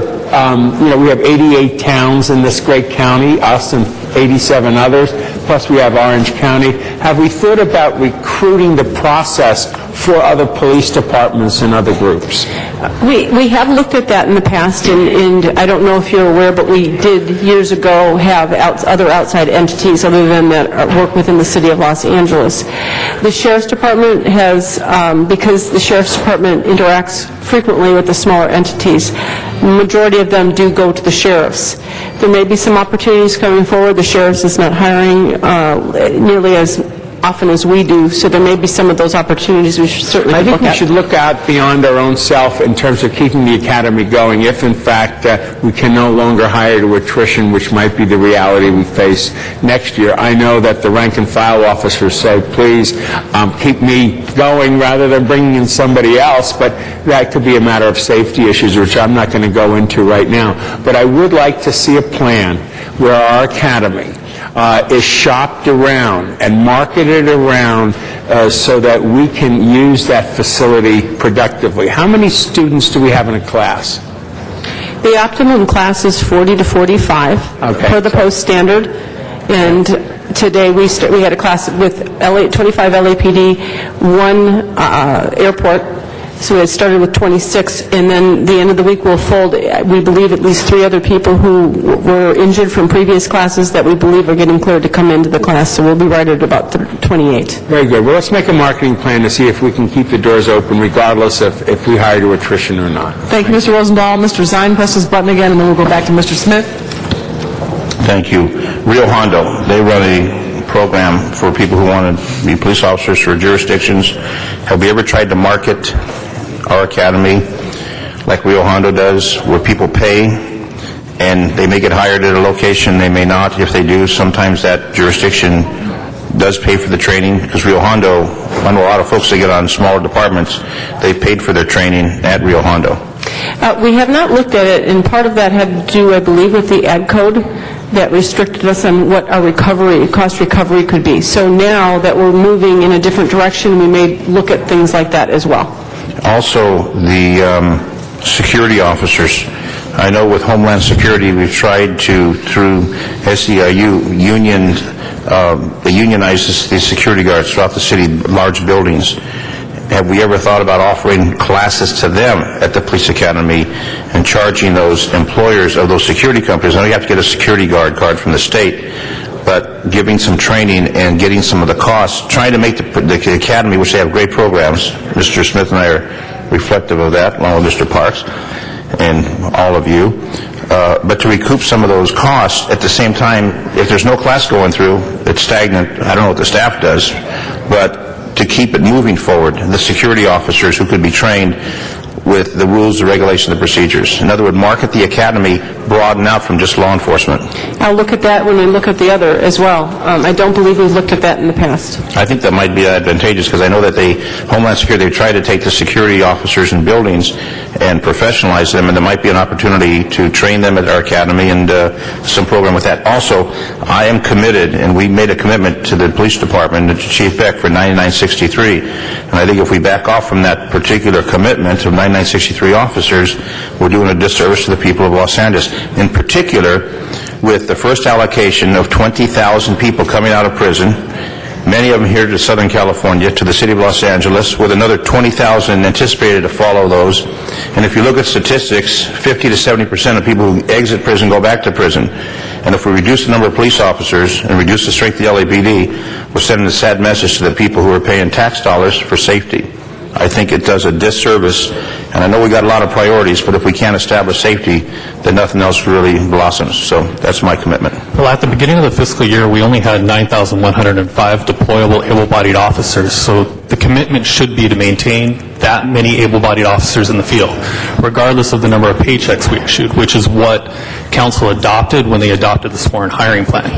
Give me those numbers again.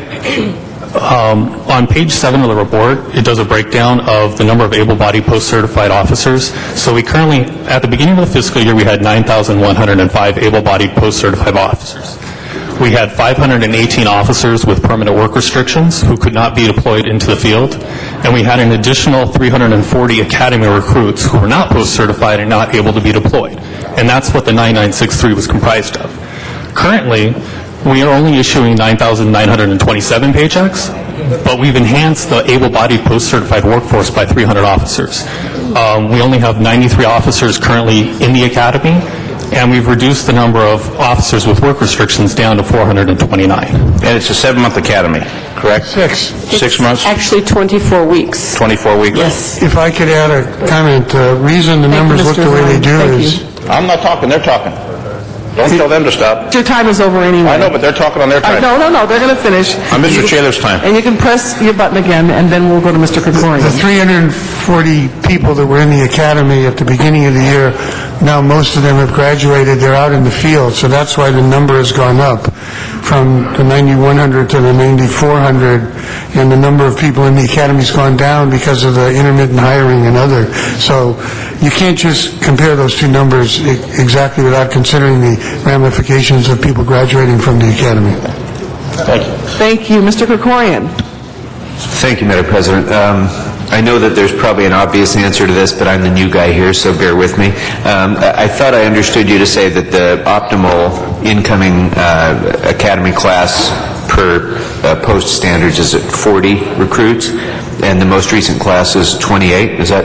That is correct. So why is it that we're operating at more than 25% suboptimal staffing for that class? Much of this has to do with the formula that we worked out together with council in how we would be hiring.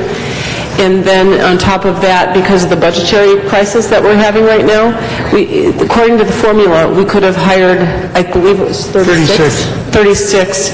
And because of the problems that we're having, we went ahead and hired 25.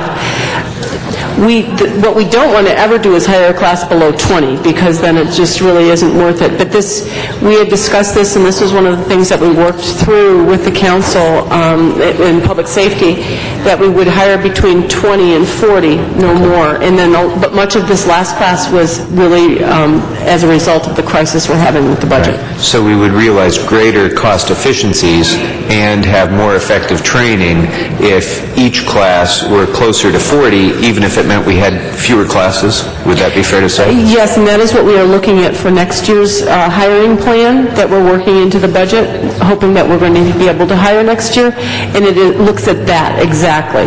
Having an optimum hiring class each time, and then hopefully doing it over the course of the year to have cost savings as well. Thank you. Mr. Reyes? Thank you, Council President. As we're talking about efficiencies and what's being proposed, I'm just trying to put it in context for myself. Is right now the general fund is currently sustaining how much? In other words, how much of the general fund gets consumed by the police department? I think it's 27% as stated by... The general fund? 27%? 27%. And... Oh, it's 50 for the general fund? No, that's I've heard 75% at one time. The police department represents approximately 27% of the overall city budget, but that takes into account all the special funded departments. It's more accurate to say it's approximately 50% of the general fund budget. So it's 50% of the general fund. And when we speak about these efficiencies, and we take a step back, how much less in position on the general fund will we have as a result of these measures? Just throwing out numbers, if we were to stop sworn hiring, as Councilman Parks had remarked earlier, we would have trimmed out approximately 100 officers between now and the end of the fiscal year. If we were not to build those 100 officers into the base budget for the department next year, that would save the city approximately $15 million. $50 million? 15, 1-5. And so, but the overall percentage of what is spent on police does not go down very far.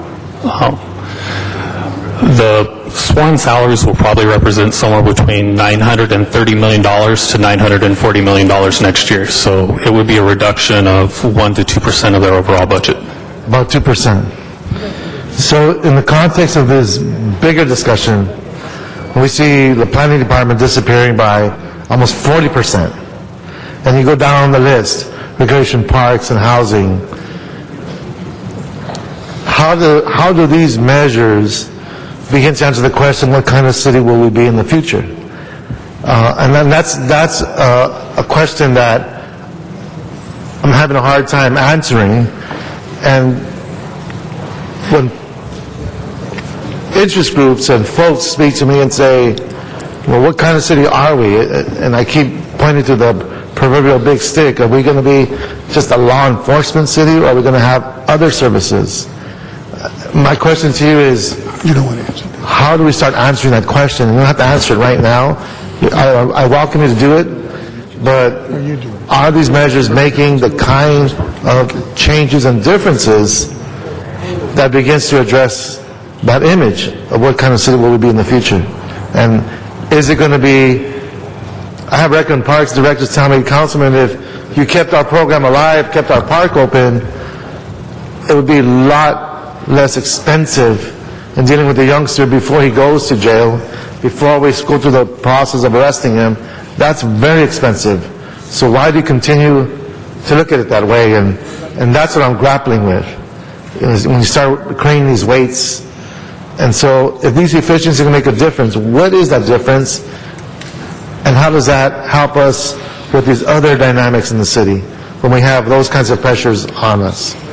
I need to put that on the table because your answers need to, I think, begin to address that image and that definition of what type of city will we be. And I put that on the table to you. If anyone can answer, I would appreciate that. Well, I'll give it a shot. You know, we're looking at approximately $200 million shortfall now. $200 million. We have about $485 million projected for next year. So within the context of just looking at LAPD hiring, $15 million savings for next year means that we get $15 million closer to that, addressing that $485 million shortfall for next year. It means getting roughly $2 to $3 million closer to that $200 million shortfall that we have in the current year. To the extent that the council, up until this point, has preserved public safety and identified that as the top priority. For a large part of the public safety departments, such as police and fire, they have been shielded from the majority of the cuts. And as you've indicated, some departments will be taking a substantial reduction, somewhere in the range of 20 to 30 to 40%, in order to preserve your top priority.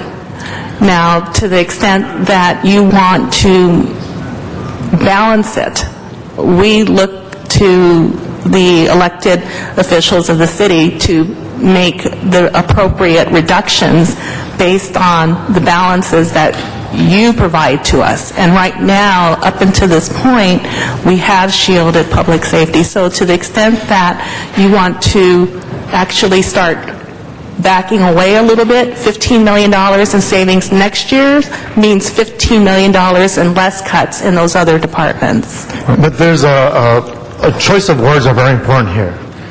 When we talk about backing away, shouldn't we be talking about how we start redefining roles? Absolutely, and you know, for many years we've talked about public safety incorporating not just police and fire, but also in your recreation and parks programs, and also in your library programs, and also in animal services, and to a large, those types of programs are also public safety, and we've talked about that for, you know, a number of years. Mr. Reyes, can you press your button again? Okay, well, thank you. I mean, this obviously is a longer discussion, but I think we should start at least assessing how we start redefining roles if we're going to be eliminating departments to the degree that we are and preserving the police department to the extent that it has been. And it's a dangerous path, I understand it, because no one wants to be politically unpopular when they say, well, we should have to cut back police. But at what cost? And that's what I'm going to keep pushing forward. I think it's also interesting, too, when you look at the CAO's report with regard to the formula in terms of hiring, that in essence, if you were to look at the number of officers that are actually deployable and working in the field, that if you compare it to where we were June of last year versus today, we actually have 300 officers more than what we had on June 30th of 2009. We have to speak to the marginal utility of the officers you're talking about and the paychecks issued. And I don't think council's ever addressed that before. We've always looked at deployment as just this number that includes all the paychecks issued by the police department. But does an academy recruit provide the same marginal utility as a police officer in the field, as somebody who's been with the department for 10 years? And the answer to that is no. Until they get out of the academy and can be deployed into the field, that person does not have marginal utility for the police department.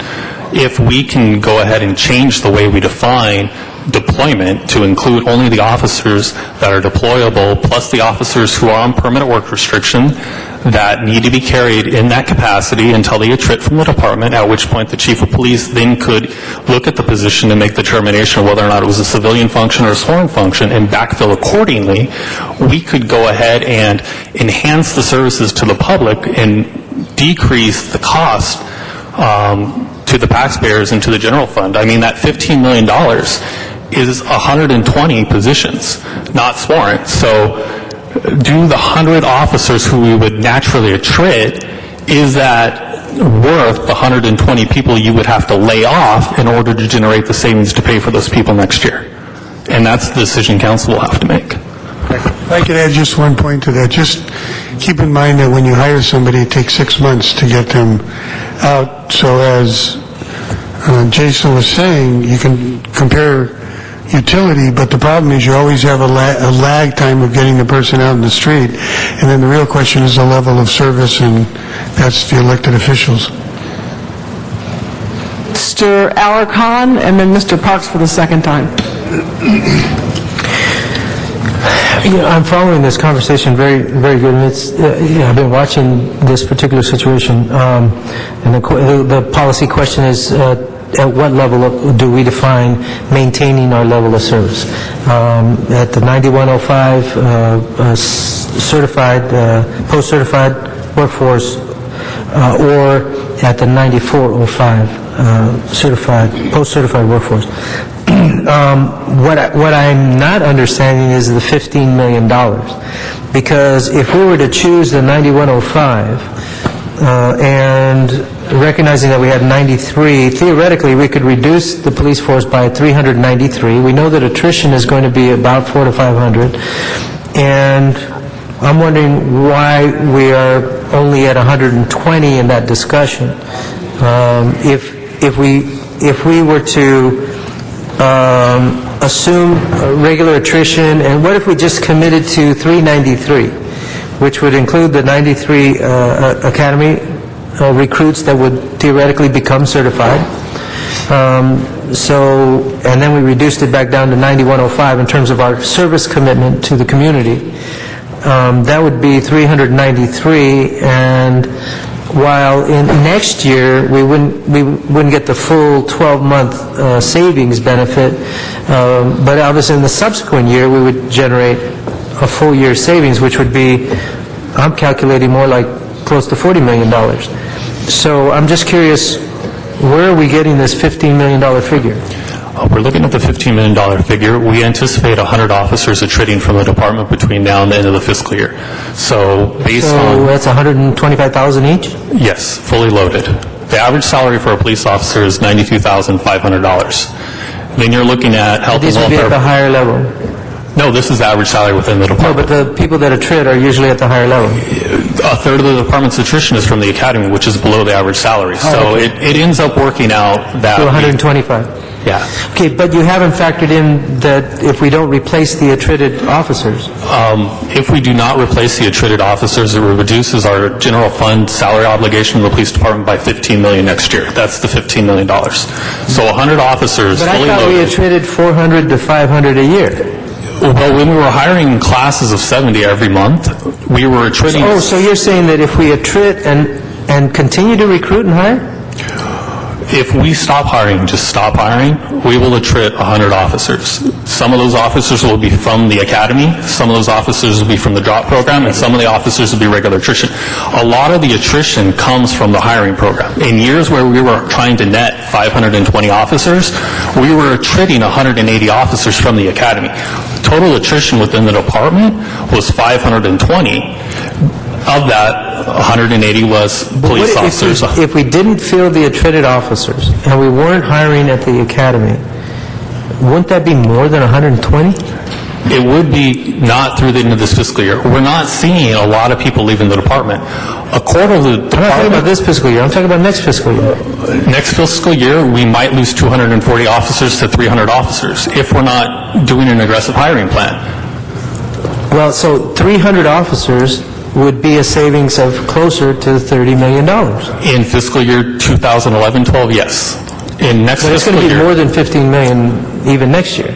Well, next year, the majority of the attrition savings is eaten up by payouts. So these officers have been with this force for an extended period of time. So they have vacation payouts, sick time payouts, and they're going to have... But I'm just saying, if we were to make a policy decision now to stop hiring, I mean, we should get there a lot faster. Depending on the hiring plan council adopts next fiscal year, yes, we can get there significantly faster. Okay. Mr. Parks. Okay, thank you, Mr. Parks. Mr. Smith, to close. Is that the final question on this? Yeah, that was the final question on that, and just to urge the members to be mindful of the time. Yes. Finance is supposed to start at 2 Yeah, we got p.m. one quickie and then the last item. And to Mr. Park's motion, there was no second, so on hiring? Okay, yes, and that is what my recommendation was going to be, so we'll do that, that's fine. So we'll take that back. We're going to look at the hiring through the rest of this year back in the working task force. And as I said, that they have no plans to hire in the next 2 months probably. It'll be a June class that's yet to be debatable, and they can make their pledge then and what it's worth and what they need and why, and we'll determine at that point. But the formula was already established. For next year, that's a whole other issue that will take up in April, May in the budget, okay? So we don't confuse the two issues. All we're talking about probably is one class for this year. So with that, we'll move on to the next item. Quickly, this one is, I'm just going to go to the salary obligations. There's a process called step increases. Anyone around here a while knows about step increases. They're automatic. Even when we put a hiring freeze and a payroll freeze and everything on, there's automatic increases to salaries.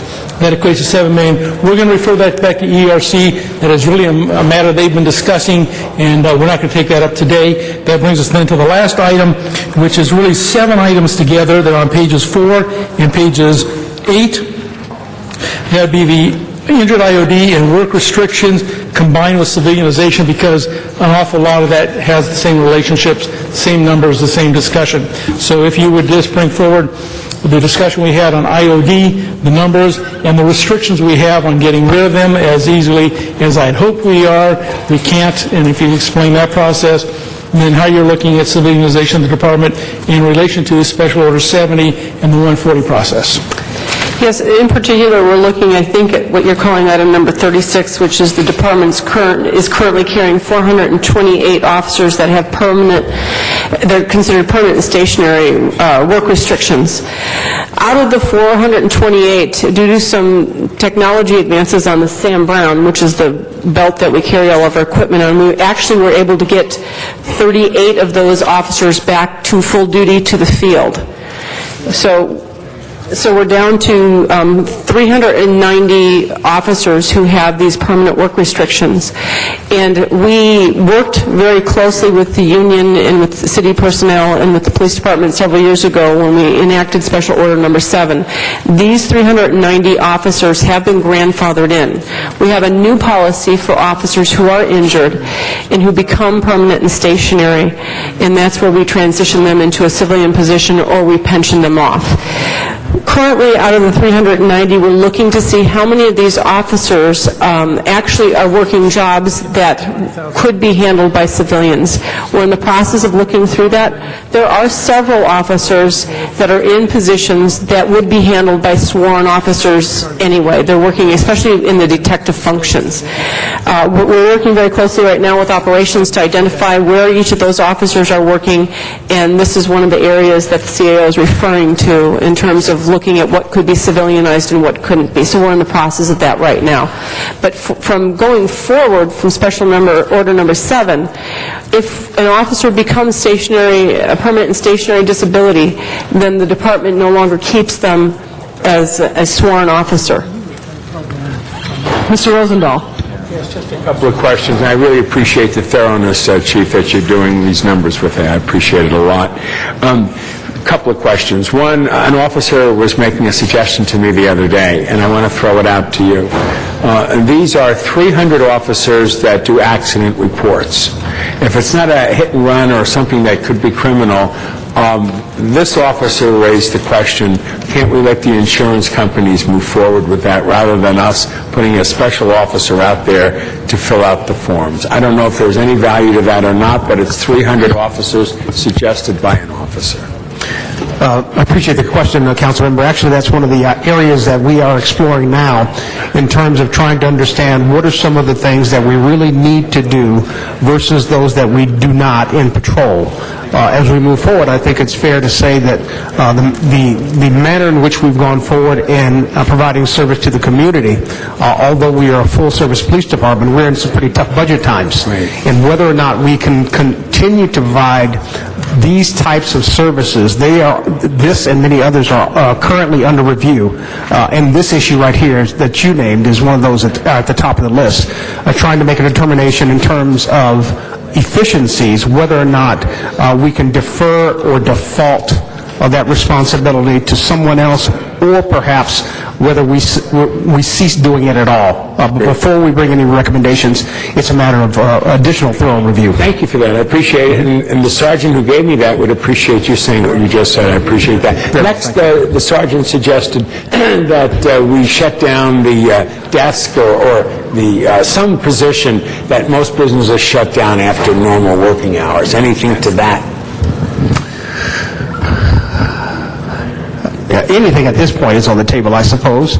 But by the same token, I believe, I mentioned before, our department being a full-service police department, the city of Los Angeles, 472 square miles, population 4.3 million people, we have individuals that come to the front desk, that choose to come to the front desk throughout the city of Los Angeles. And I think it would be an extreme response on the part of this organization to make a conscious choice to close the front desk, because quite frankly, it's not only the service that we provide as a police department for crime-related information.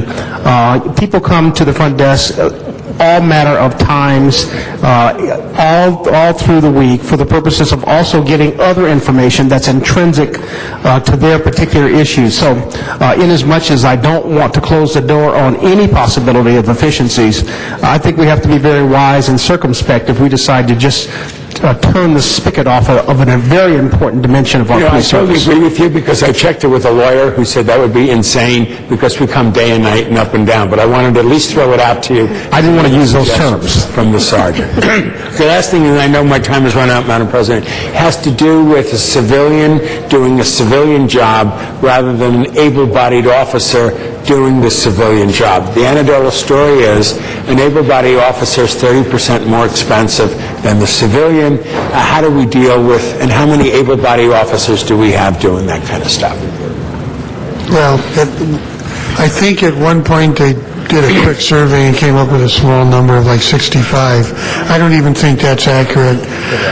Most of the able-bodied officers are doing police work. They're all doing police work. Some of them do police work inside, some of them do police work on the street. The number that is on permanent duty restrictions are, almost all of them are still doing police work, whether it's follow-up on investigations, whether it's doing review of burglary reports and others to do the kinds of things a police officer has to do. So I think there's this kind of urban myth that we have a whole bunch of officers inside who could go out in the street in their cars. That's not occurring. Okay, and last thing is the airport. Mr. Rosendahl, you're over your time, so if you can make this... I'll make it real quick. Okay.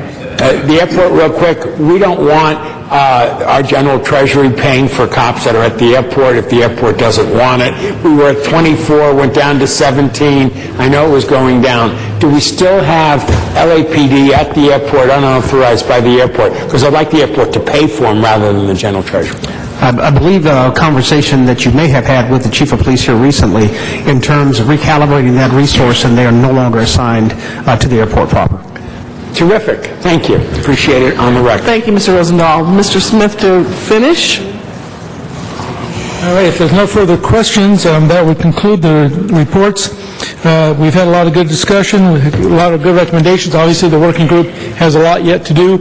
On the IOD, I would ask the department to discuss with the city attorney and personnel department the ability to maybe use an ERIP type program for those IOD officers, where we could find a way to get them off the payroll in a way that works as the ERIP did.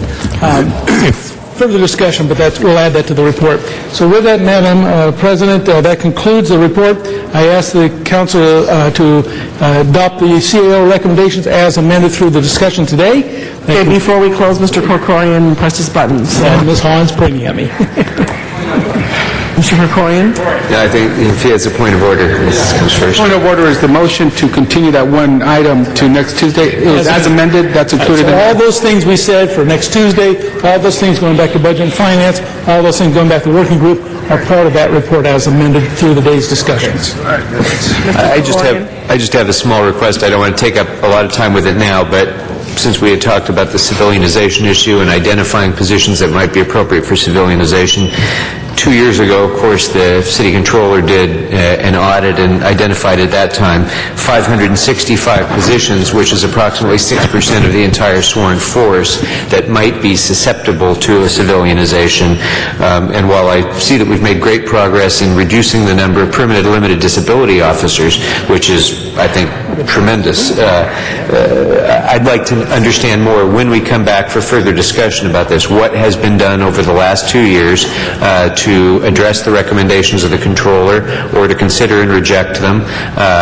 She recommended at that time a 3-year plan for implementation, which would have had significant upfront costs, but long-term savings in the tens of millions of dollars, which might have been implemented then or might not have. So I'd like to know more about what the department has done over the last 2 years to address those recommendations, which of those recommendations still might remain valid now and which we should be able to consider for additional cost savings and efficiencies.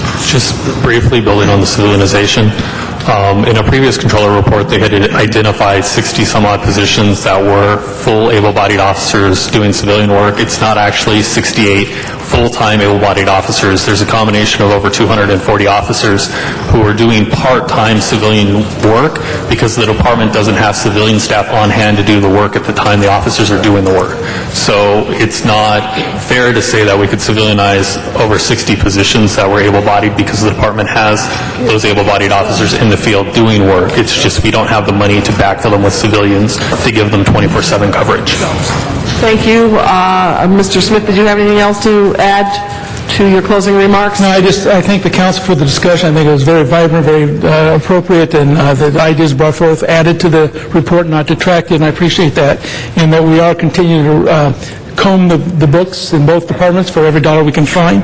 And I conclude by saying thank you to the police department, Mr. Shaliff, the chiefs, Pete Repovich on behalf of the league, the CAO, CLA, for their hard work in getting this report prepared for the council consideration today. And we have a lot less to do, but we are working on it diligently. So thank you for all those. Mr. Smith. Thank you. All right. Thank you very much. Mr. Clerk, what is next on our agenda? There you go, Ms. Hahn. Item 1 was being held on the desk for the committee report, which has now been circulated. Okay. This is just a report. We have to vote on whether item 1, don't we have to vote to determine that item 1 is before us now, Mr. City Attorney? Is this Hang on, special one? Yeah, no, that's special one. Okay. Was it special one? All right. Go ahead, Mr. Smith. Number 1. Yeah, in that one, we're going to continue to work on this. This was allow the fire department to go forward with a plan that would really rent out our helicopters to other city jurisdictions. LA City Fire, LA County Fire, the only 2 fire departments in the county that have helicopter services. They have actually explored some cities. It's a simple, let's go forward, and then...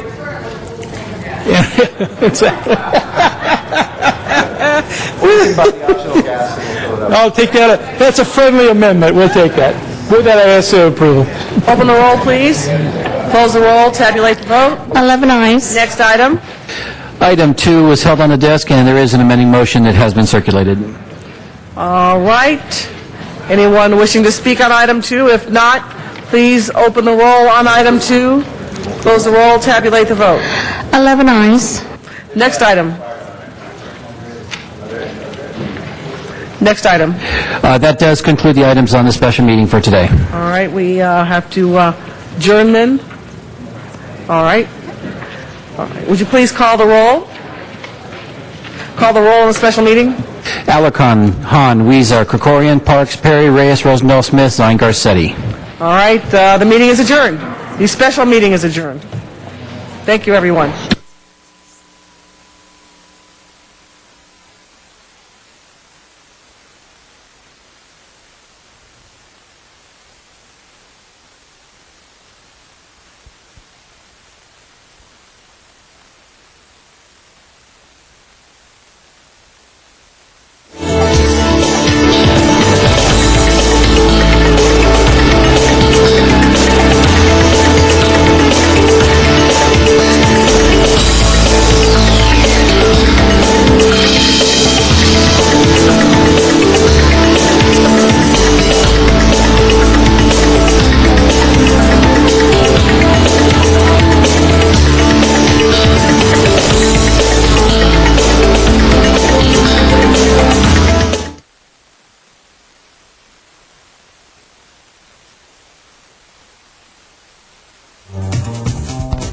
You're watching LA City View, Channel 35.